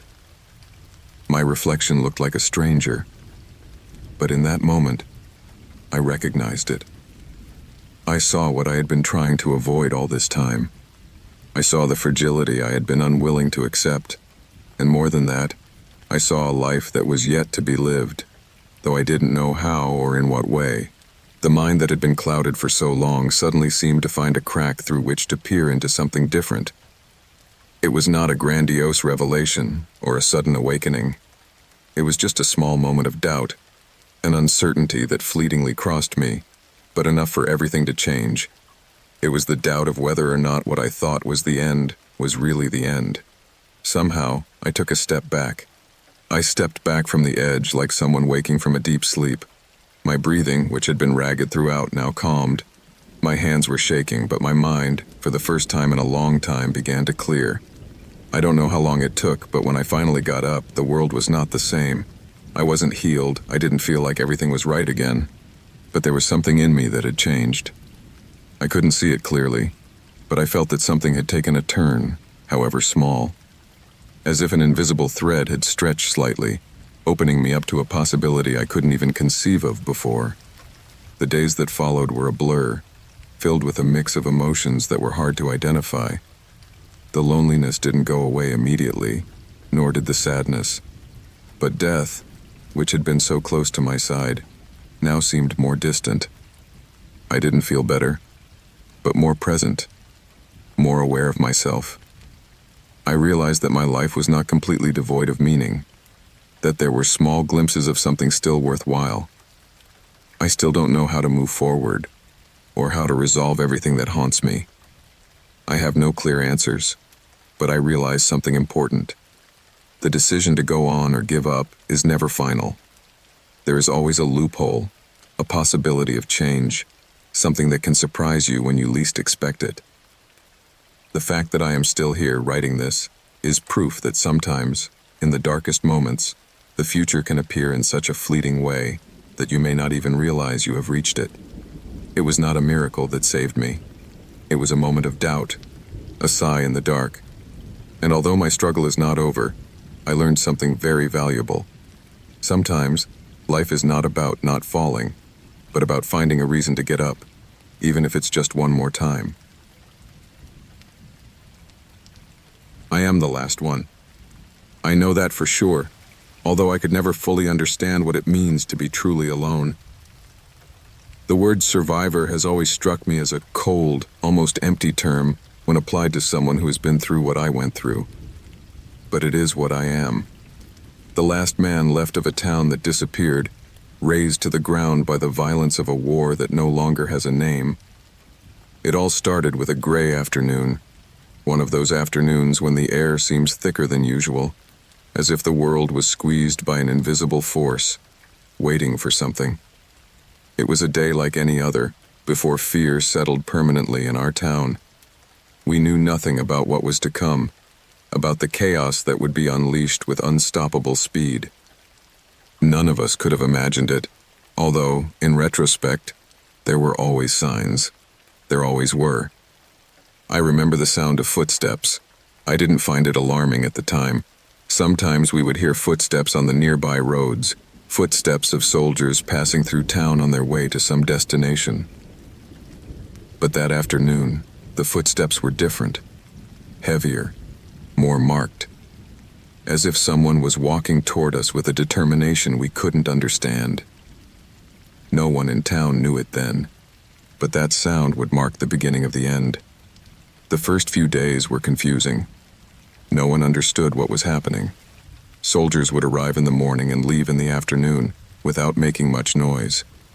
No one spoke openly about what was happening, but we all knew that something was brewing, something that had a dark tinge to it, something that affected us all in ways we could not explain. Yet the fear was latent, a whisper in our eyes, a trembling in our hands. The first night was the one that really changed us. That night, the noises were no longer casual. They were clear and distinct. The soldiers were no longer just passing by. They stayed. The town was surrounded. No one could leave. No one could go anywhere. That night, there were no stars in the sky, only absolute darkness that seemed to engulf everything. It was an eerie silence, a silence that made the air unbreathable. No one said a word, but we all knew something was going to happen. I remember waking up to the sound of boots on the street. At first I thought it was a dream, something I had been imagining, but then I saw the shadow of a figure passing by my window. I knew it wasn't a dream. I got up quickly, though I had no idea what to do. My heart was pounding, but my body seemed to move on its own, my mind unable to take control. In the gloom, I slid toward the door of the house, my breathing rapid and shallow, as if the air was too thick for my lungs to process. From the window of my house, I saw the chaos. The streets were filled with soldiers, people running to and fro, muffled screams lost in the confusion. The lights of the houses were going out one by one, as if each home was being consumed by the same darkness that had fallen upon us. I could not move. I stood there, staring at the disaster, helpless, paralyzed by a terror I did not understand. The following days were a succession of screams, explosions, and the feeling that the world as we knew it no longer existed. The soldiers who arrived, with their dirty uniforms and implacable faces, began to set the pace of our lives. No one was innocent. No one was safe. We were forced to gather in the town square, a crowd of frightened bodies trembling under the constant threat of guns. Escape was impossible. Doors were locked, windows boarded up, and the few people who tried to flee were silenced. I don't know how long I spent there, in that confinement. The days and nights blurred into a sunless horizon, where hunger, thirst, and fear were the only companions of those of us who remained. The voices that once gave life to the people slowly died out, and with them, the hope that things could get better. The worst was not the hunger, nor the scorching heat that made it impossible to rest at night. The worst was the feeling of being ravaged by something much bigger than us, something that stripped us not only of our homes, but of our humanity. I remember that at that time I became invisible to myself. Somehow my mind began to disconnect from the body, as if the agony I lived through daily was so unbearable that the brain itself was trying to protect itself, detaching emotions from the body. My body was an empty shell, crawling from side to side by the mere instinct to survive. But my soul had been left behind, trapped somewhere where it could no longer feel or understand what was going on around it. Finally, the inevitable came. One morning, after a night that had been so dark it seemed endless, soldiers began to mass us in the squares. There was no reason, no explanation. They took us by the arms, one by one, and pushed us toward the edge of town. Some tried to resist, others fell to the ground without a word, defeated before the worst began. I just watched, unable to fully understand what was happening. The smell of fear, of despair, was so thick that it was palpable in the air. It was the smell of a cornered humanity, of a life about to be extinguished. The shooting started before I could realize what was happening. The first victims fell to the ground, and the sound of bodies hitting the earth became a macabre symphony that echoed in my mind long after silence settled in the square. What followed after that is hard to remember. My mind tried to erase it, to strip myself of the violence I witnessed. I don't remember how I managed to escape the massacre. Perhaps it was desperation, or maybe the need to flee. I don't know how I managed it, but the fact is that at some point, I found myself running, aimlessly, not knowing if I was escaping to safety or simply to death. The next thing I knew, I had reached the forest. A dense, tangled forest. A refuge that hid me from the gaze of those left behind. There, in the darkness of the forest, surrounded by nature that seemed indifferent to my suffering, I fell to my knees, exhausted, suffocated by fear and disbelief. I had survived. I had survived, but at a cost I could not comprehend at the time. Time melted away as I passed the days among the trees, aimlessly, without the strength to return. The village was gone, wiped out by a genocide that erased every person I had ever known, every face, every story. I was the last witness to a tragedy that would never have justice, and the memory of what happened continued to haunt me, reminding me at every turn that I had escaped nothing. I had survived, yes, but I had nothing left. The months that followed were a continuous nightmare. Guilt devoured me, an immense, crushing guilt that I had been left alive. Every time I closed my eyes, I saw the faces of those who were no longer there. I could not run away from them, from the blood that could no longer be erased from my soul. I found no comfort in the silence of the forest, only a distant echo that haunted me, the voice of those who could no longer tell their story. The world went on, not knowing what had happened in that forgotten corner of the earth. I walked on, alone, the last man left of a town that would never exist again, a man whose story no one would ever hear. And so, without words, without justice, without anyone to know, my life was reduced to being an echo of the silence of a genocide that was never forgotten, even though the world pretended to do so. Sometimes when I close my eyes, I can remember the exact moment. I don't see it because the image is blurred, distorted by pain, but I feel the vibration in the air, that split second when everything changed forever. The feeling of being caught between the present and the future, that floating uncertainty that had no name. The metallic sound of iron hitting the asphalt, the sharp crunch of something that should not have crunched, the pain that did not come at that instant, but later, much later, when there was nothing left to do. What happened was not just any accident. It was a succession of moments, a chain of circumstances that, had they changed even a little, would have left me intact. The truth is that I'm not clear on how I got to that point. It's not that I don't remember. I remember everything, but sometimes I prefer not to think about the details. Every time my mind goes back to that moment, the memory is disguised as something softer, as if time had tried to erase it.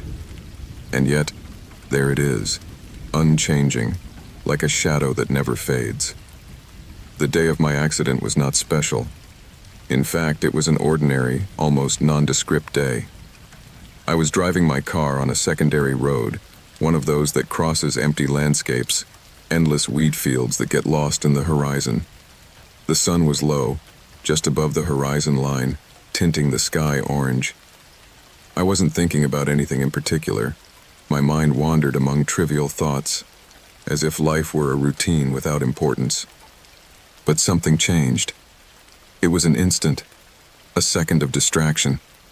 The sound of the cell phone vibrating on the passenger seat, the slight shift of my gaze to the screen. Barely a flicker. It was all I needed. My hand instinctively slid toward the phone, and I couldn't help myself. At that moment, the road curved to the right and the steering wheel turned with the same force that my body had ceased to control. What happened next was such utter chaos that I had no time to react. The wheel swerved, the car began to skid, and the world around me became a spiral of noise, metal, and broken glass. When everything finally stopped, the silence was so thick that it seemed to oppress me. I couldn't see anything, only the total darkness that pervaded the car. My body was in a strange position, as if I had been thrown forward. The air seemed to have been expelled from my lungs, and the only thing I could hear was the accelerated rhythm of my heart, thundering in my ears. I lay there for a while, not moving, my mind confused. I didn't know if I had lost consciousness, or if I was just too dazed to understand what was happening. I couldn't focus on anything, but the pressure in my chest told me I had to move. The pain came next. It was so sudden that for a moment I couldn't tell if it was real or if my brain had made it up. I felt the agony of something tearing, of a weight that was no longer where it should be. I looked down, and that's when I knew. My leg, my left leg, was no longer whole. I couldn't see it in its entirety, but I knew what had happened to me. Terror rushed through me. I wanted to scream, but my mouth went dry. My tongue stuck to the roof of my mouth and I couldn't make a sound. What had happened? How had I gotten to this point? My thoughts were confused, but the reality was clear. I had lost something I could never get back. The first feeling, the first sensation that came over me, was one of disbelief. As if, at least at that moment, my mind could not comprehend what had happened. I could not imagine my life without a part of me. I could not imagine the emptiness, the hole that was forming in my body, as if an essential part of my being had been ripped away. My head began to spin, but I had no strength to do anything. My hands, trembling, tried to touch the wound, but all I found was blood, and panic began to take hold of me. Then I heard the noise. It was not something coming from outside, but something closer, like a whisper in my ear. I looked around, but there was no one. There were no voices, no signs of life. But the sound was still there, like a murmur, a kind of breathing, a repetitive sound coming from inside the car. I tried to identify what it was, but the pain distracted me. The pressure in my chest was unbearable, and the heat on my face increased as sweat covered me completely. The ambulance arrived after what seemed like hours, though in reality it was only a few minutes. The paramedics worked quickly, cutting off what was left of my leg, bandaging the wound, and placing me on a stretcher. Still in the back of my mind, the feeling of emptiness lingered. I knew that what I had lost would no longer return, but at the same time, I couldn't understand how my body had been able to endure so much. The doctors talked among themselves, but I could only hear my heart beating and whispering in my ear. That constant murmur that would not leave me alone. They took me to the hospital. The surgery, the therapies, the looks from others. People told me that everything would be fine, that I would learn to live with it, that with time everything would get better. But no one understood. No one could understand the weight of what I had lost. It wasn't just a limb, it was part of my identity, of my being. It wasn't just flesh and blood, it was something that was part of my history, of my life. And now, in its place, there remained a dark void that I could not fill. The worst of it all, however, began later, when I returned home. The house, which had once seemed like a refuge to me, was now a constant reminder of what had changed. The chair I used to sit in, the stairs I climbed without thinking, everything I did with ease before became a challenge. I found it hard to look in the mirror, not because of the scar, but because of the feeling that something was watching me from the reflection, something I no longer recognized. My leg was gone, and with it, something inside me had vanished as well, an emptiness that did not fill with time, but rather amplified. Gradually, I began to hear the whisper again. At first I thought it was an effect of stress, a kind of echo in my head, something my brain had created to deal with the trauma. But over time, I realized it wasn't just that. Sometimes when I was home alone, I could hear it more clearly. A steady breathing, a low murmur, as if someone was always beside me, watching me, waiting. I would get up to investigate, but always found everything silent, as if it were a figment of my imagination. Still, I couldn't stop feeling it, that invisible weight that followed me. One night, as I slept, the whispering intensified. It was no longer just a voice, but a presence, something that seemed to surround me, to crush me. I woke up drenched in sweat, my heart racing, but the worst thing was what I saw. It wasn't my leg that was missing. What was missing was a part of me that I could no longer recover. It was my reflection, my identity.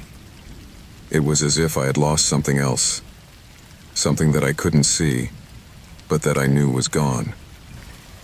Physical therapy, prosthetics, attempts to adapt were futile. Every time I thought I could find a balance, that whisper came back. That constant pressure, that feeling that something was slipping out of my control. It was as if my body no longer belonged to me, as if my mind was trapped in a body I could never accept.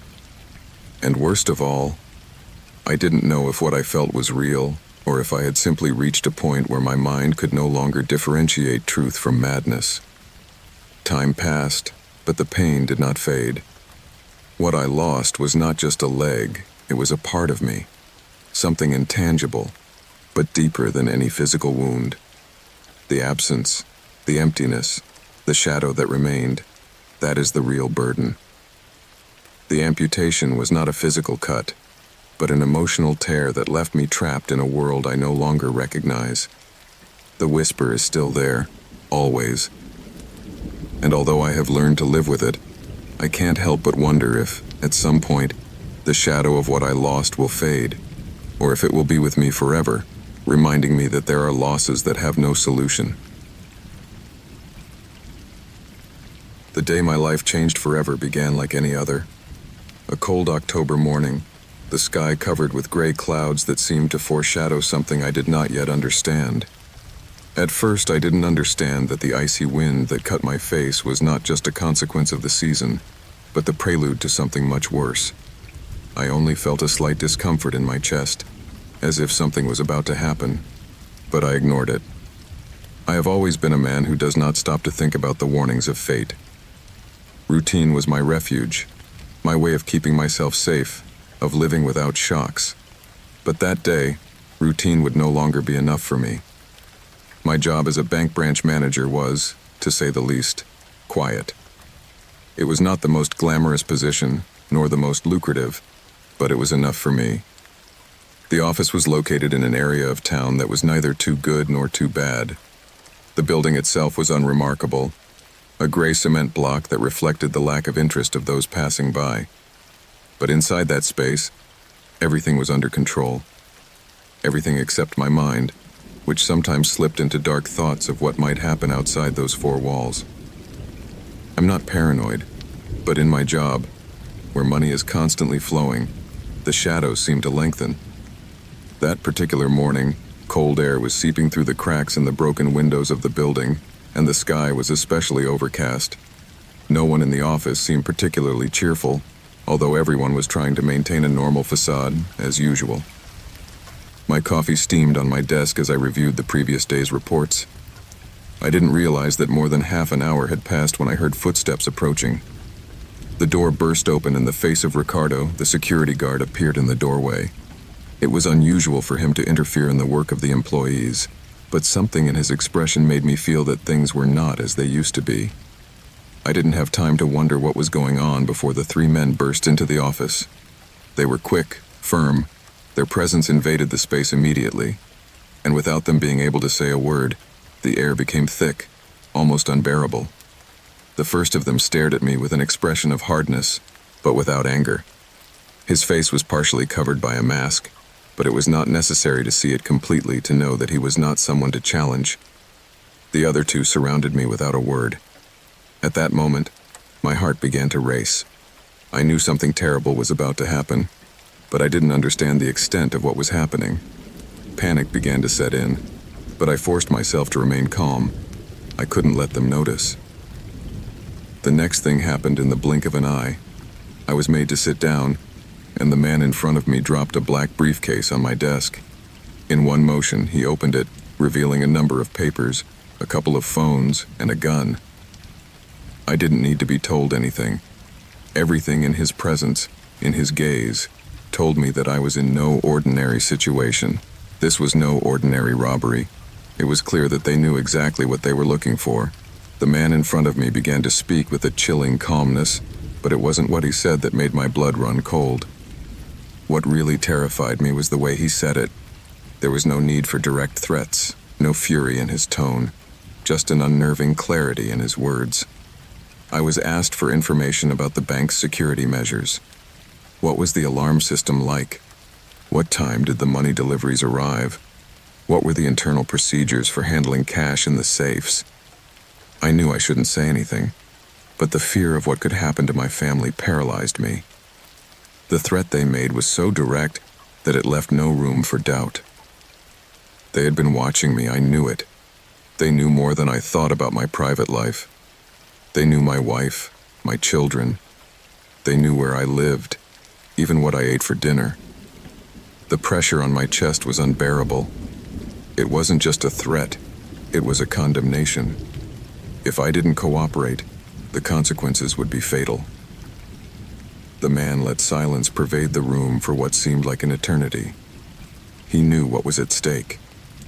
There was no escape. There was no way to say no. Each of these men was a threat, and behind them, I saw the image of my family, my wife, my children, caught in an invisible net that bound me to a life and death decision. Worst of all, I could not deny what was happening. The words came out of my mouth without me being able to stop them. I began to give them the information they were asking for, against everything I stood for. Every word out of my mouth felt like a betrayal. I was not a bad man. I had done nothing to deserve this. But at that moment, it didn't matter what I thought. All that mattered was what they could do to my family if I refused. As the conversation progressed, my mind began to cloud. It was as if something inside me was falling apart. What was I going to do with all this next? How could I look my family in the eye knowing what I had done? But I didn't have time to think about the consequences. I was trapped, completely trapped, like a prey that can't run away. The black briefcase, the gun, it was all part of a nightmare I couldn't wake up from. When they finished, one of the men pointed his gun at me. It was not an aggressive gesture, just a warning. They knew I had complied, but they also knew that someone like me could be dangerous if left at large. Before leaving, the group leader left me with a couple of instructions. I was not to do anything. I was not to call the police. I was not to try to warn anyone. If I did, the consequences for my family would be even worse. The words sounded in my mind like a death sentence. They were gone as quickly as they came.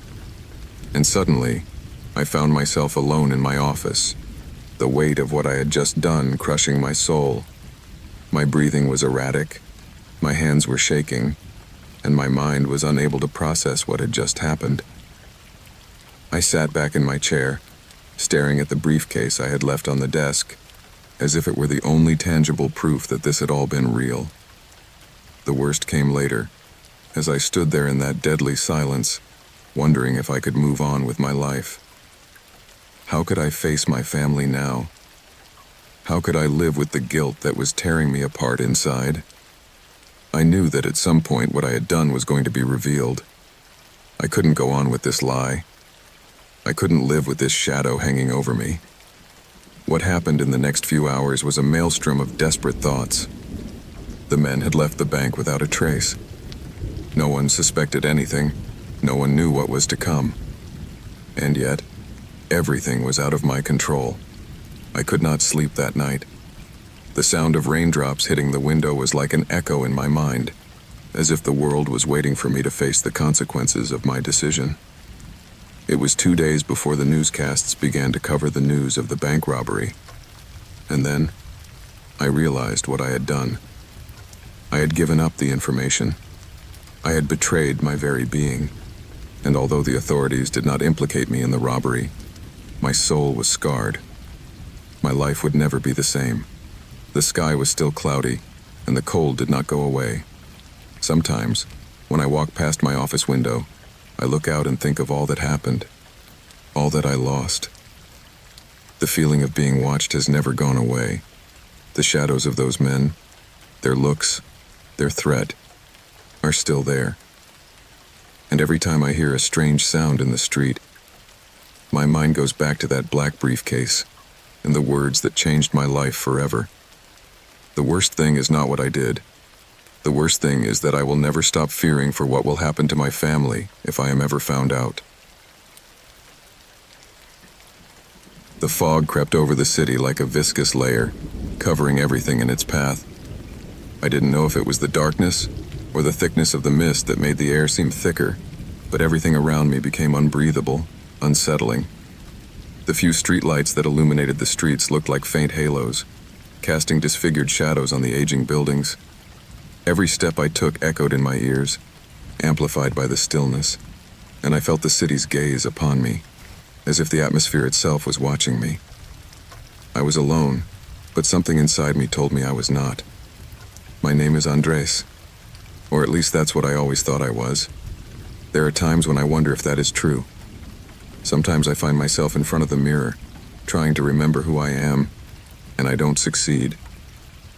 Everything blurs like fog, blurred, fuzzy, as if my reflection is someone else. Someone else. Maybe someone I've never quite gotten to know. I haven't been able to sleep well for weeks. Fatigue consumes me, but no matter how much I close my eyes, the darkness gives me no respite. In the brief moments when I do manage to fall into a deep sleep, my thoughts fragment into dissonant pieces. When I wake up, my body is covered in cold sweat, and sometimes, when I look at my hands, I don't recognize them. I see them shaking as if they were not mine, and the whole environment seems to have distorted, as if for a second, I wasn't the same. Something strange has been happening in the last few days. I have felt that I am not one alone, that there are more of me inside, and each of those others has their own will, their own desires. At times, I cannot remember what I have done or why I have done certain things. I see objects out of place in my apartment, and although at first I try to ignore it, the fact that I can't explain it makes me feel vulnerable, lost. At first I thought they were simple forgetfulness, but as time went on, the signs became clearer and more disturbing. Yesterday, arriving home after a long day at work, I noticed something strange in the hallway. On the floor by the door was an old cardboard box. I had never seen it before, and yet it was there, as if it had always been there. Opening it, I found old photographs of me, but not of my life as I remembered it. These pictures showed a different man, with an expression on his face that was uncomfortably familiar to me, but that I could not associate with any part of my life. He was dressed differently, in clothes I didn't own, and in places where he was supposed to have been, I didn't recognize the surroundings. At first I thought someone was playing with me, but the images brought back a sense of déjà vu that I could not decipher. It was as if I was looking at them a second time, as if I had already seen them at another time. A few pictures later, while going through the bottom of the box, I found an old notebook. The pages were covered in cramped letters, written in a haphazard manner, with what looked like different handwriting on each page. They were filled with notations like, "Don't forget me. He knows what we did. Wake up. He's always there." The feeling of discomfort grew even more. I couldn't understand what it all meant. The worst began later that night. As I drifted off to sleep, something strange happened. I woke up in the dark, completely disoriented, not knowing how I had gotten to the room. I was sitting up in bed, my heart racing, and I felt as if someone was watching me from the gloom. I tried to turn on the light, but the bulb failed, as if the place refused to light up. It was then that I heard footsteps, light, as if someone was stealthily walking inside my apartment. There was no one there, but I knew it. Something was moving, something I couldn't see but was very close. It was a moment of pure terror. An intense chill ran down my back, and I felt the air in the room become unbreathable. My mind, ever so rational, tried to convince itself that I was dreaming, that it was just another nightmare, but my body reacted on instinct. I stood up, legs shaking, and looked for something to defend myself with. But there was nothing. My mind was going crazy. I had lost control. Suddenly I realized that I was not alone in my thoughts. Something inside me was whispering that I could do something different, that I could be someone different. And it wasn't a faint whisper, but a strong, clear voice, speaking to me as if I were someone else, someone who wasn't me. It was ordering me to do things. It was telling me that I should follow it, that I should do it before it was too late. I woke up with the feeling that something had changed inside me, that something inside me had given way. My hands were cold, wet with sweat. My breathing was ragged. I sat up in bed, looking around. Everything seemed normal, but something had been disturbed, as if the air itself had become thicker. I didn't know if I was still dreaming, or if I was trapped in a distorted reality. All I knew was that the voices would not leave me alone. As the days went by, the episodes became more frequent. I felt something inside me stirring, as if a layer that had been hidden for years was beginning to lift. The other personalities would start to come out, to take over at unexpected times. My body and mind were no longer mine. They became something foreign. Every time I woke up, there was something new I didn't remember doing.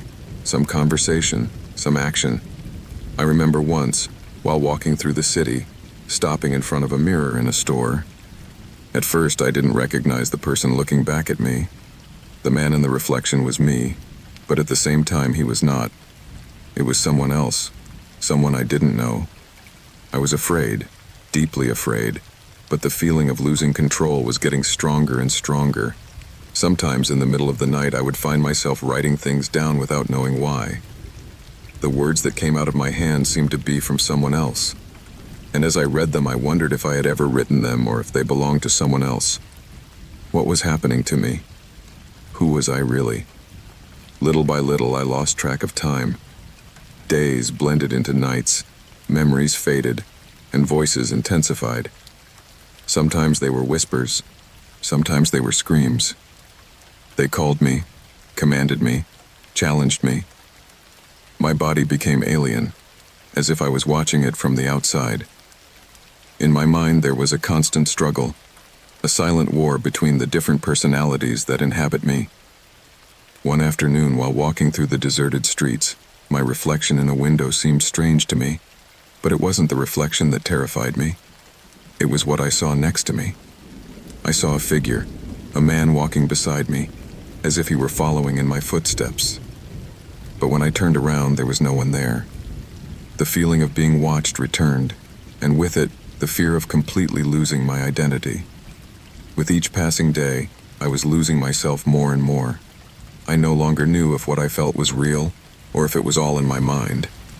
The personalities inside me kept fighting to take control, and I no longer knew who the real Andrew was, or if I ever was.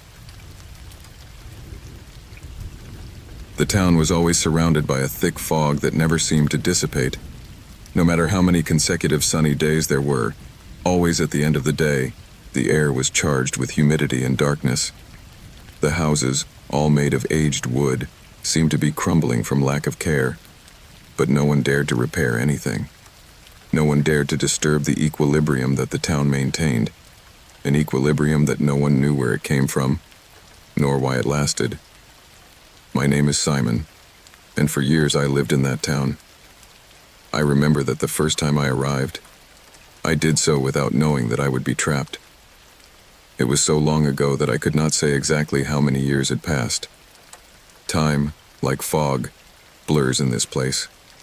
No one can say for sure how many days it has been raining or how many weeks it has been since the last time someone came to the central square.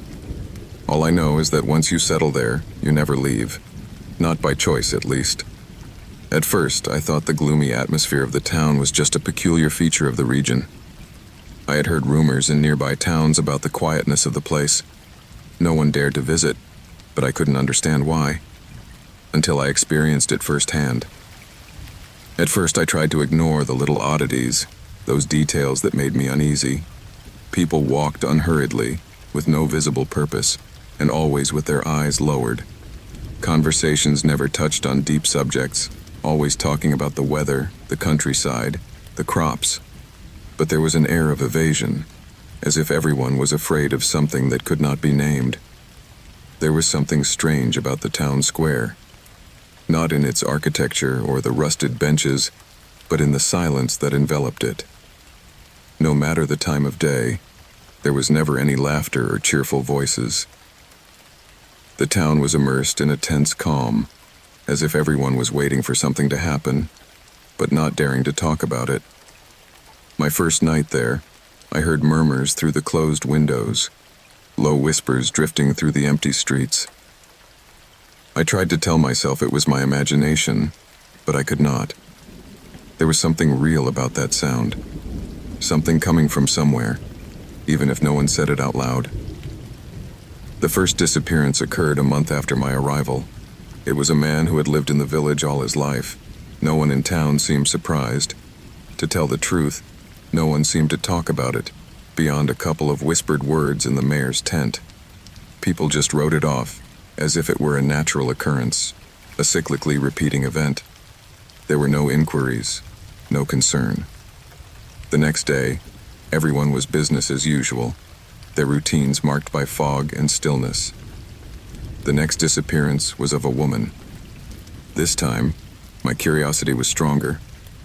I decided to talk to some of the neighbors, but the silence was such that I got no direct answer. All I managed to get was a mixture of bewilderment and disdain, as if I were an intruder questioning what the whole town seemed to accept.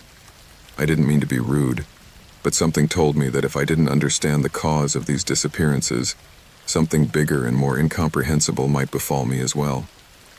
After all, there was something evil in that calm, something dark that swam beneath the surface of people's empty smiles.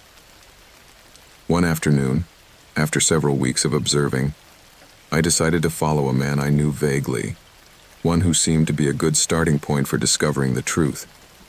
His name was Manuel. I watched him walk into the woods north of town, a place that had always been surrounded by rumors. No one, not even the oldest in town, knew for sure what lay beyond the trees. There were stories about travelers who had gone into the forest and never returned, but no one told them with certainty. To the villagers, those stories were nothing more than legends.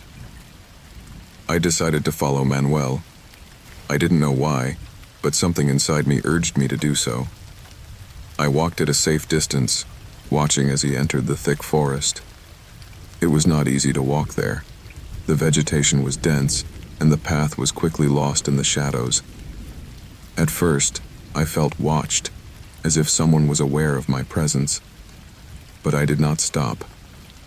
I was determined to discover something, although I didn't know exactly what. Suddenly, as I moved deeper into the forest, I saw Manuel disappear into the trees. I couldn't see him, but I knew he couldn't have vanished naturally.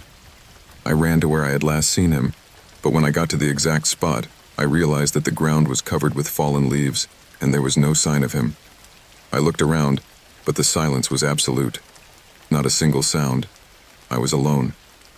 I thought about turning back, but a strange compulsion pushed me on.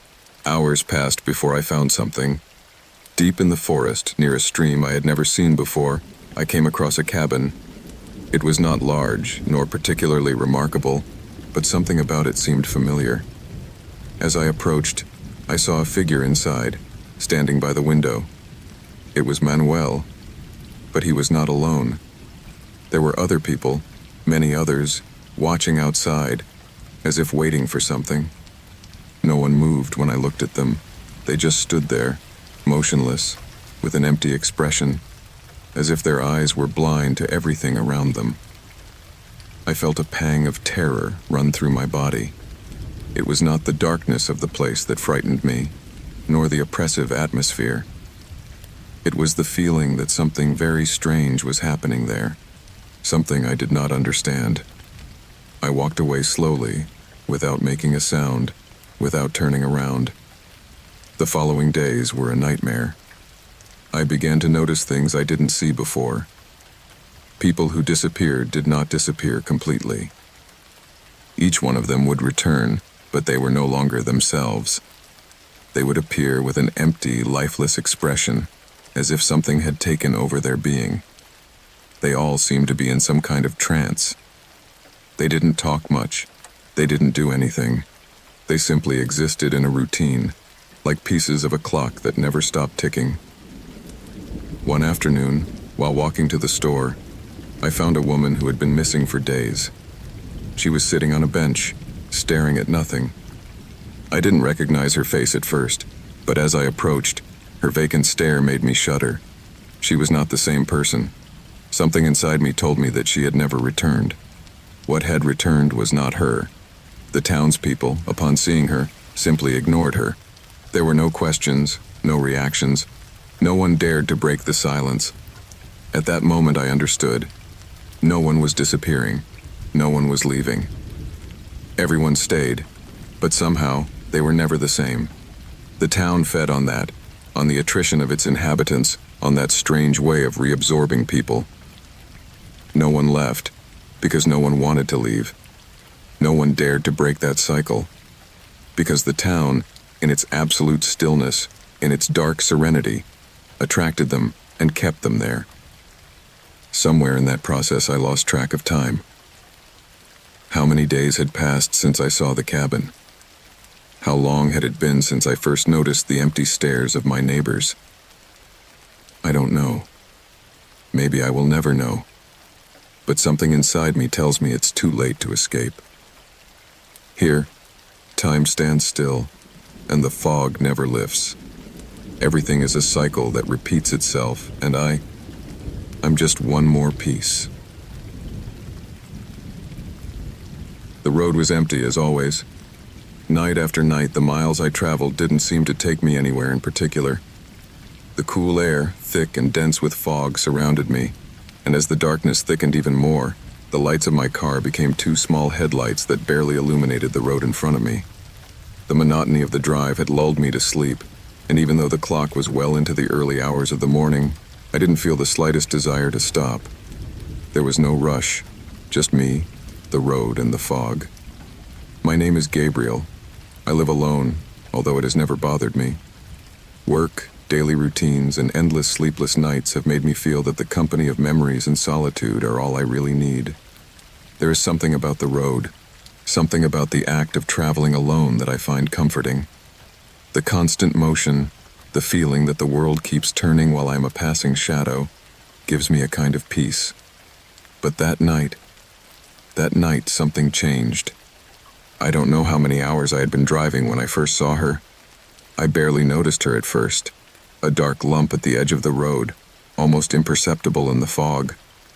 At first I thought it was a figure of my fatigue, a mirage in the gloom. But when the light from my headlights reached her completely, her figure emerged from the shadows. A woman, standing there motionless, at the side of the road. No one else around. No car. No cars. Just her. My instinct told me I shouldn't stop. But at the same time, something about her posture made me hesitate. She looked lost, tired, as if she was waiting for something or someone.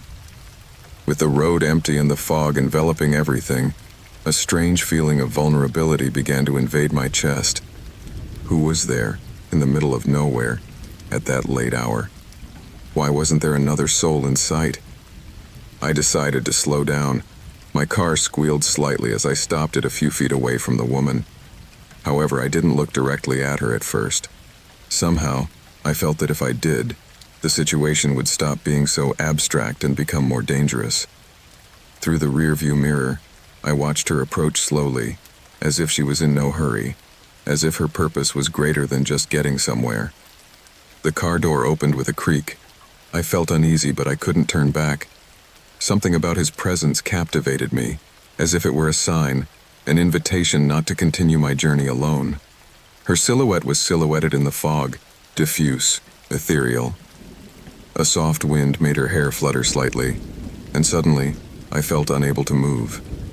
Finally, she reached up to the car window, but did not look directly at me.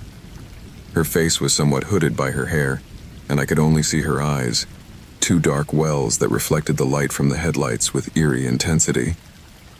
A few seconds passed, and without a word, she leaned toward the window, staring straight ahead. Reluctantly, I spoke, offering to help her. My voice sounded hollow in the air. What I was doing made no sense, and yet I felt it was the right thing to do. The last thing I wanted was to think that something bad might happen if I didn't act. The woman didn't answer immediately. Instead, her eyes roamed my face as if she were evaluating me, examining me. Finally, she stared at me and nodded slowly, almost with calculated indifference. And in that moment, time seemed to slow down. His response was not one of relief or gratitude. It was more like an acceptance of a shared destiny. Something told me I could no longer turn back. I didn't know why, but I knew this woman was no ordinary person. The door opened effortlessly. She climbed into the passenger seat without a sound. I kept looking straight ahead, feeling some kind of invisible pressure taking over the space. Neither of us spoke for a long while, just the steady sound of the engine and wheels on asphalt. As I drove on, the atmosphere in the car became tense. His presence was beginning to make me uncomfortable, although I couldn't put my finger on exactly why. His eyes did not leave the road, but it seemed that he was somehow watching me, watching my every move. As the minutes passed, I felt the air grow thicker, as if some kind of invisible shadow was enveloping us. The fog, which was already thick, seemed to become denser as we moved forward. I felt trapped, but somehow unable to swerve off course. The woman said nothing, but when she finally spoke, her voice surprised me. It didn't sound as soft or as distant as it had at first. Now it was cold, calculating, and most disturbing. It sounded like she already knew what she was going to do. She said she had been traveling for days, running away from something, someone. She didn't give specifics, but there was a latent threat in her tone. When I briefly glanced her way, I noticed that her face had changed, not physically, but in her expression. She no longer seemed so distant. Something was in her gaze that made it clear to me that she was no ordinary person. The landscape around us began to blur, as if time itself had become murky. The lights of the car barely pierced the fog, and the sound of the engine, now monotonous, became more and more suffocating. It all seemed unreal, as if we were trapped in an endless nightmare. It was at that moment that a question, which had been floating around in my mind, finally materialized. Why had I stopped? Why had I decided to give a stranger a ride in the middle of the road? It was then that the lights of a car appeared behind us, shining through the fog, rapidly approaching. It didn't make sense. The road was deserted. I had gone so long without seeing another vehicle that I found it hard to believe anyone else was there. I glanced in my rearview mirror, and at that moment the truth hit me like a sledgehammer. The car behind us approached quickly, too quickly. It was a police car. My heart stopped. The fog, which had already invaded the air, seemed to claim all that was left of my common sense. The woman next to me, who had previously remained calm, now began to move with unsettling speed. The tension in the car became palpable, as if the seconds were getting longer and longer. The police car was approaching. I felt my throat tighten and sweat began to cover my forehead. There was no way that patrol car was there by chance. My instincts screamed at me that I had to do something, anything. But the woman left me no time. With surprising speed, she leaned forward and pressed something on the dashboard. The car responded immediately, accelerating at a dangerous speed. A flash of red lights illuminated the fog in the distance, but I could do nothing.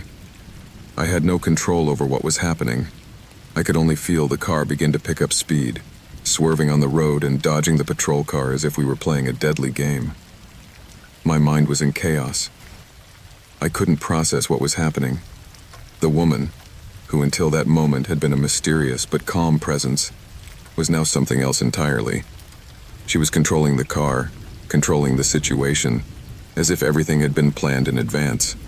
The patrol was following us, the red lights getting closer and closer. In a fit of desperation, I grabbed the steering wheel with both hands and tried to brake, but I could not. The car kept accelerating, as if it were an extension of the woman's will. I could not escape. The world around us was disintegrating into fog. I was a helpless spectator, dragged along by an invisible force. And then, with a sharp turn, the car swerved onto a side road. The patrol, disconcerted by the maneuver, stopped for a few moments before continuing their pursuit. And it was at that instant that I understood the truth. The woman was not running away. She was guiding the fate of both of them. It was not justice that was pursuing her. It was something much darker, something that, at that moment, had already caught me.